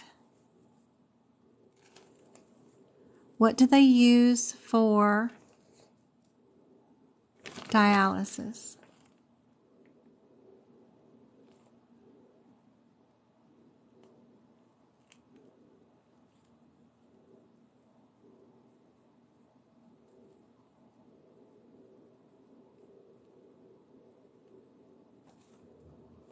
This one has a pump too. One more thing to help you out. The 75 has no pump, so we can eliminate that one. 78, it does have a pump, but it's a replacement. We do have a non-functioning something with the pump, and we're doing an exchange.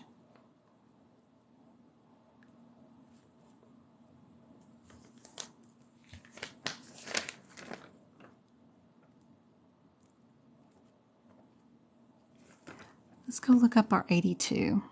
82 is an exchange also of a tunneled venous with a port also with venous access. This one has a pump too, and it is venous. And 6563 is tunneled central pump. Tunneled central pump.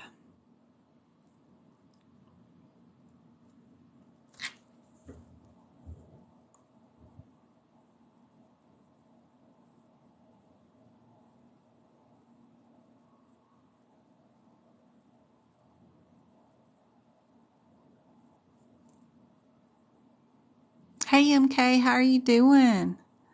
It's good to see you. Yep, sutured back into place. Y'all are thinking sub-Q. I'm thinking D2.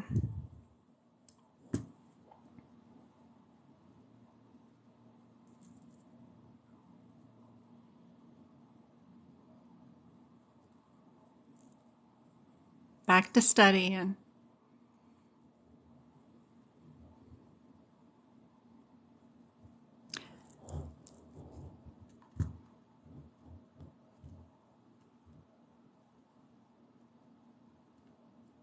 Six, 5, 3. We've got the D is correct. The procedure is not for removing the tissue lining on the surface of the chest cavity, like parietal or pleural, which eliminates A. We knew we weren't there because we weren't removing anything or putting anything in the chest cavity. And it's not dealing with the lungs, so we knew we weren't in C either.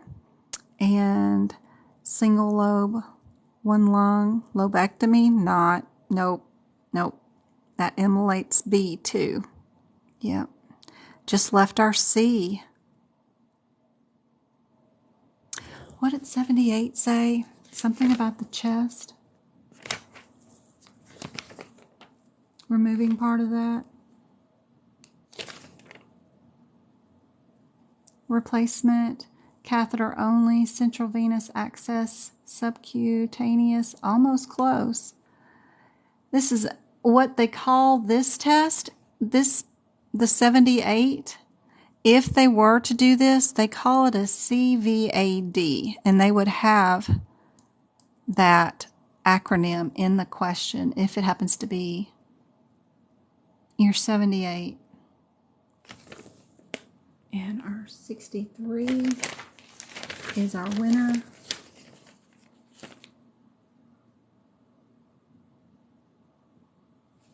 And this one's used for your dialysis pumps. Insane. This one's going to be cool coming up. A lot of it has timeses or modifiers, and a lot of people don't know how to do the 26 modifiers, so where's my drawing tool? Draw, I gotta do here. So first things first, let's figure out if we are a 2-5 or an 0-5. 3-8-5, 3-8-5, 3-8-5-0-5.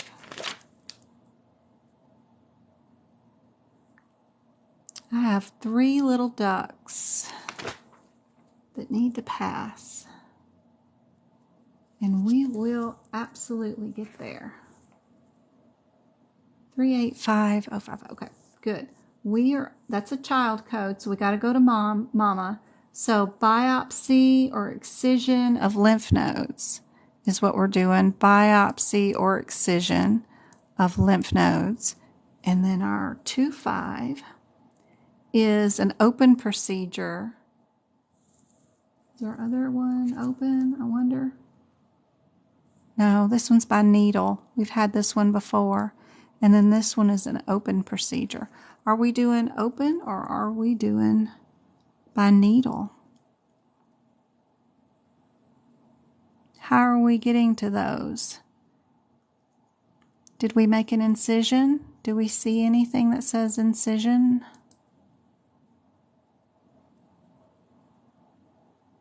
We took a needle under CT guidance and did something, but I don't see where we did a scalpel and sutured anything, right? So we're going to keep the 2 that are needles so we can get rid of the 2 5s. Then we just need to know, do we times it or not? Because the tail ends are the same. So that's the only difference. Do we have each in that descriptor?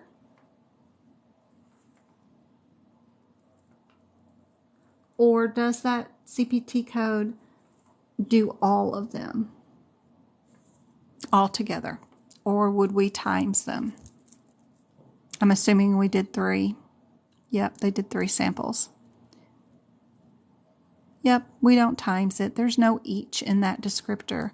I put a new picture on my website today at the Medical Coding by Jen. So if you go to the CPT book prep area, I have that picture listed there about what we're talking about with this question, the timeses, and an explanation. If you click on it, it'll tell you what to do and what that means. So super cool. I updated it with some new info and some new guideline sheets too, with some new cool stuff like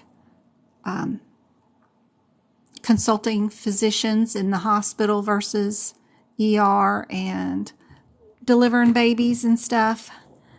So super cool, super cool. C is our answer. Yes, yes, yes. No times is there. It'll take care of whatever we do, whatever we do. All right, let's see about this one. Looks like they all start out with the same code.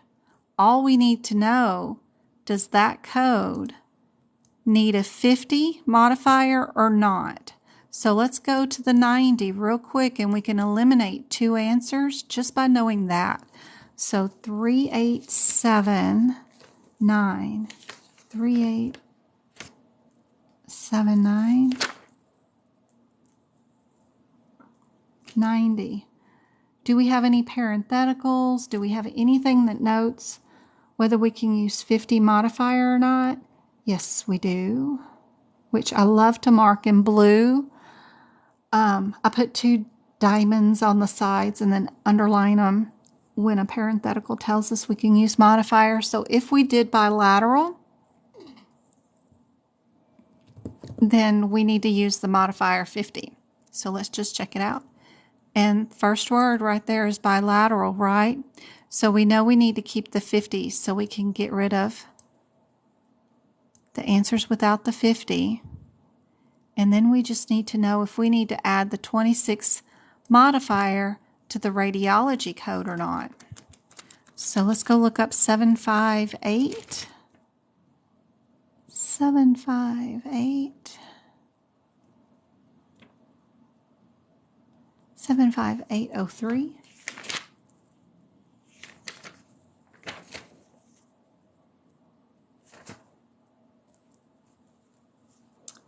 That is a lower extremely bilateral, and it already includes what? Supervision and interpretation is already included. It's written in the CPT code descriptor, which is super nice and easy. A lot of times it doesn't tell us that. So that's handy dandy. So you think we don't need our 26 modifier? That's what I would have picked too. I don't have the rationale for this one. I would have picked C because the descriptor says it in this one. But all I've got is the answer, and they're still saying A is the answer. But I would, because it's in the CPT code descriptor, I think it's wrong, or whoever put the answer down, wherever I got this question from, they picked the wrong answer. But I would pick the C. But I don't have the rationale, so that one didn't come from AAPC, or I'd have the rationale for it. Can't tell you why, but it's in the CPT code descriptor. There's no reason to bill it. The only way you bill the 26 modifier, or any modifier to begin with, is because you need to change your CPT code descriptor. And we don't need to change it. It is perfect the way it was. All right.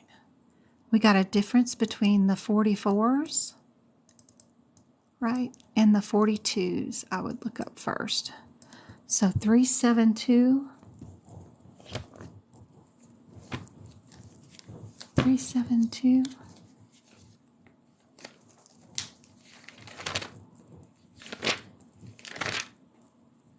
372,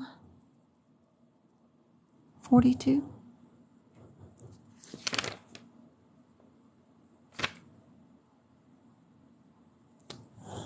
Where are you, code? 372.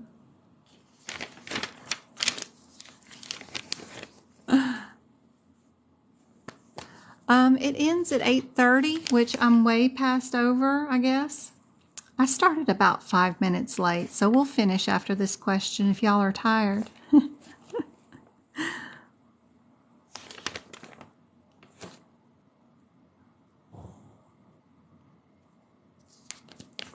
Yep, gotta love our out-of-code sequences. So we've got 42 is arterial. 44 is both. It is arterial and venous. It's a combo. So let's check out our question, see if we're doing both or. When we check out our question, I see artery, vascular family.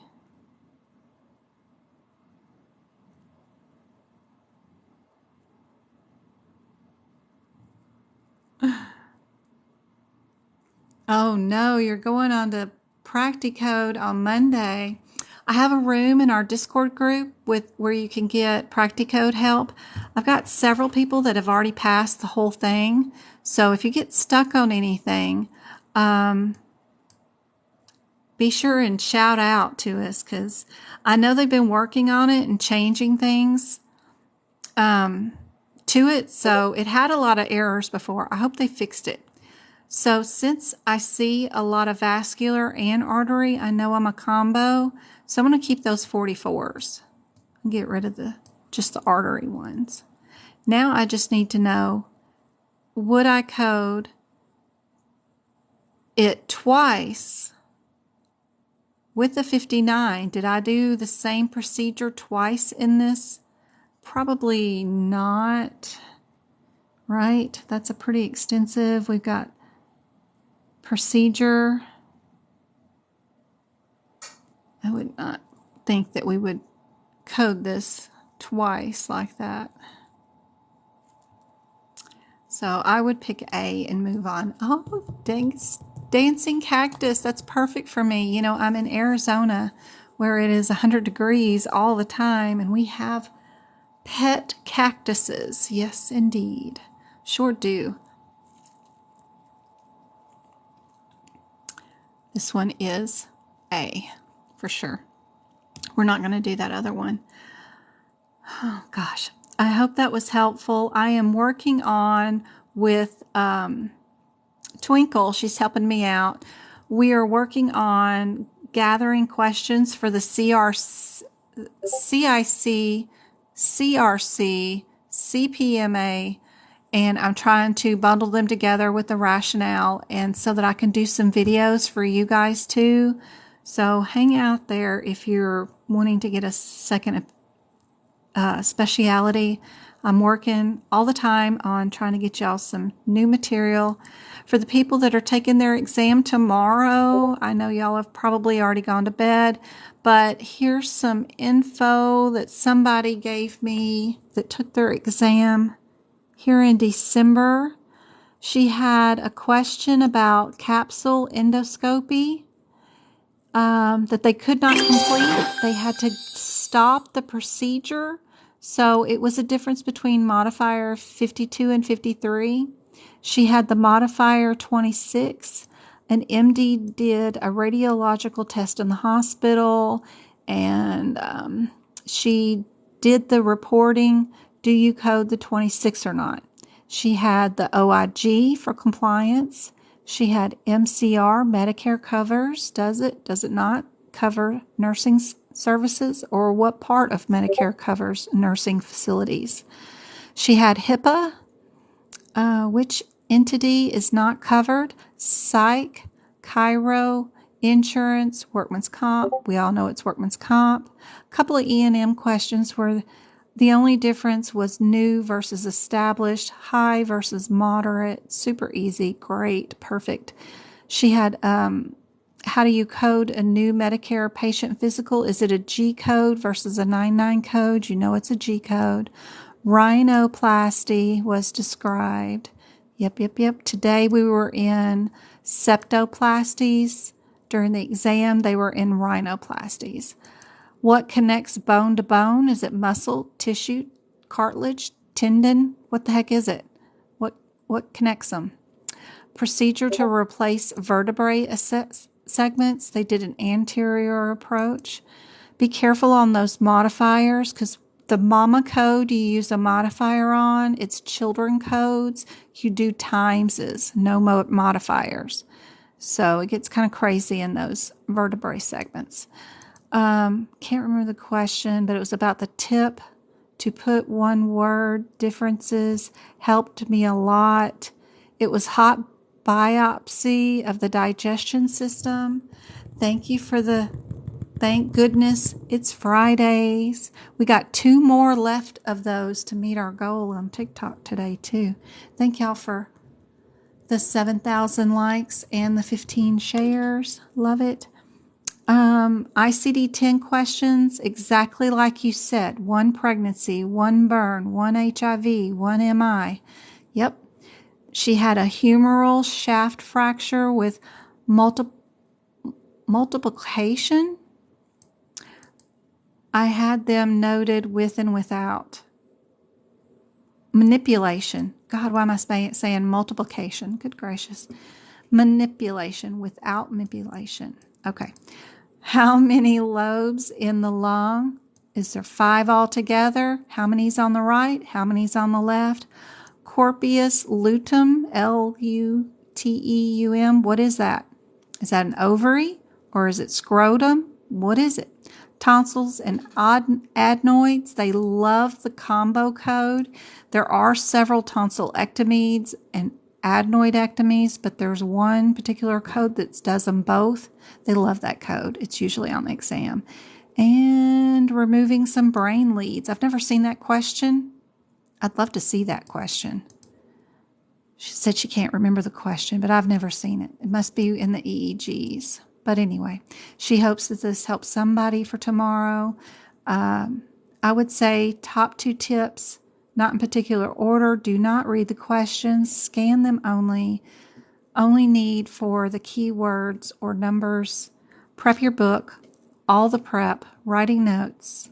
Going back and forth. And having those 1-word differences saves you time and frustration. Yep. I would agree with her. But I hope that helps, guys. Good luck tomorrow. Bones and muscles connect is tendons, MK says. All right, guys. I have stuff to do with my mom in the morning, but I might be on in the late afternoon tomorrow night as I'm prepping for our workshop on Sunday to to do some book prep. Thank you so much, Sunshine, for meeting that goal. That's awesome. That's sweet of you. But I will see most of y'all on Sunday, guys. I'm working on, I don't even have it open right now. The E&M part of our quiz, our workshop tomorrow. It isn't open yet, but my last 30 minutes, I'm going to go over some of this right here, which is 2023 E&M coding. Just the last 30 minutes. I got 5 more new questions on E&M for 2023 from AAPC today because I did their workshop, the $59 workshop for the E&M thing. And then if you do their workshop, they give you 5 questions to take as an exam question so you could get the CEU that goes along with it. I don't know. But were on the 2023 guidelines. So I'm so excited to see that we're getting rid of that 1995 and the 1997 stuff. It will be vamoose in January, and we're getting rid of all the observation codes, and we're getting rid of all the domicary codes. So it's super cool. They're deleting like 10 pages of this stuff. So I got more questions on 2023 that I'll do at the end of the workshop. How do you sign up for the workshop? It's just $10, and it is for 3 hours. We're going to do 75 E&M questions in the same pace that we do the AAPC exam. So it's going to be about 144 seconds per question. You're going to get to see lots of questions. All you got to do is go to tutoring and workshop. Yes? Oh, my child is here. Wait a minute. I got to draw some winners. I totally forgot. Yes, James. Perfect timing. Just come here and go to the workshop and hit book now. When you get to book now, it's at medicalcodingbyjen.com. My child came in and reminded me, y'all, I ain't got no memory left. Scoochie the date over to Sunday, the 11th. Tap on it. Tap at 2 p.m. Then you're good to go to book. My love, my James, what did you want? Should I take 2 ibuprofens? No. Is your head hurting? What did I tell you to take? If it's above your neckline, you take what? Acetaminophen. If it's below your neck, you take ibuprofen. All right. Because I got slapped in the head really hard today, so I think it's kicking in. Kicking in? It couldn't have been that hamburger you ate. Grab that cookie jar over there. Yep. All right, there you go. I went through and put freaking so many names in here, y'all. It's crazy how many names I got in here now. I'm going to have to come up with something else so I don't have to write everybody's names down. But I've got all the YouTubers in there again. If you subscribe, you got extra names put in here. If you're a TikTok subscriber, you got extra names put in here. If you sent me an email, everybody except for all those people that did it today got put in there. Those will be in there for the next time. So my Jaybird, would you draw out just one for right now for the free tutoring with me? One name. Oh, I thought I dropped it. Yeah, no, you did good. You did good. You did. You got Sarah Chavez. Sarah Chavez. She must have sent me an email. I think I did email the purple line. I don't know if anybody could see that, but Sarah Chavez. Did you do YouTube Red?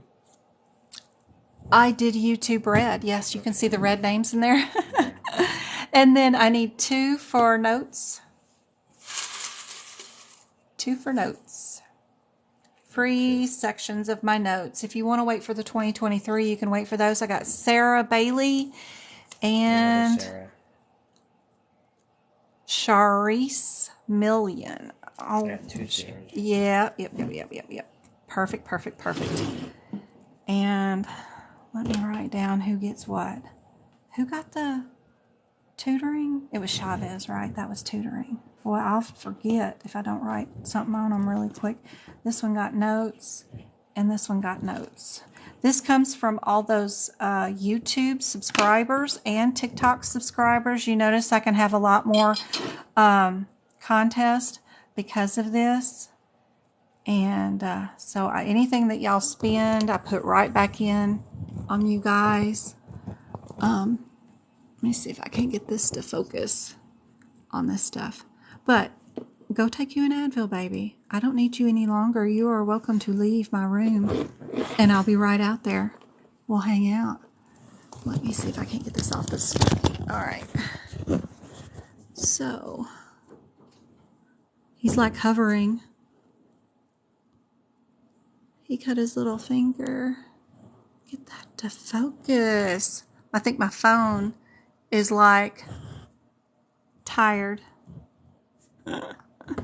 But yes, congratulations to whoever. And is who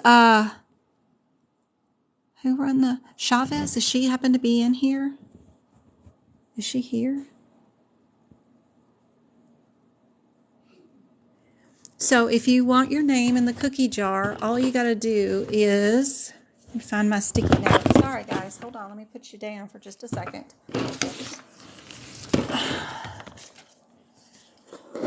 You can subscribe to my TikTok channel, which contributes $2 of whatever they're charging to the fund, but you get your name in there extra. Or the YouTube channel, or you can enter in for free by just emailing me at medicalcodingbyjen.com. So Barbara won notes from me. Simply by Grace won notes for me. So did Sarah Bailey, and so did Sharice Millen. So whatever set of notes you don't have of mine you would love to have, I will send them to you for free. And then I need to get a hold of Chavez so that we can set up one-on-one tutoring. If she's already passed, or if anybody has already passed and doesn't need their name in the bucket anymore and they won, I can toss it and they can let me know. I'll draw another winner. But we'll do this every Friday for as long as people keep subscribing to YouTube and TikTok. I'll just keep putting that money towards this.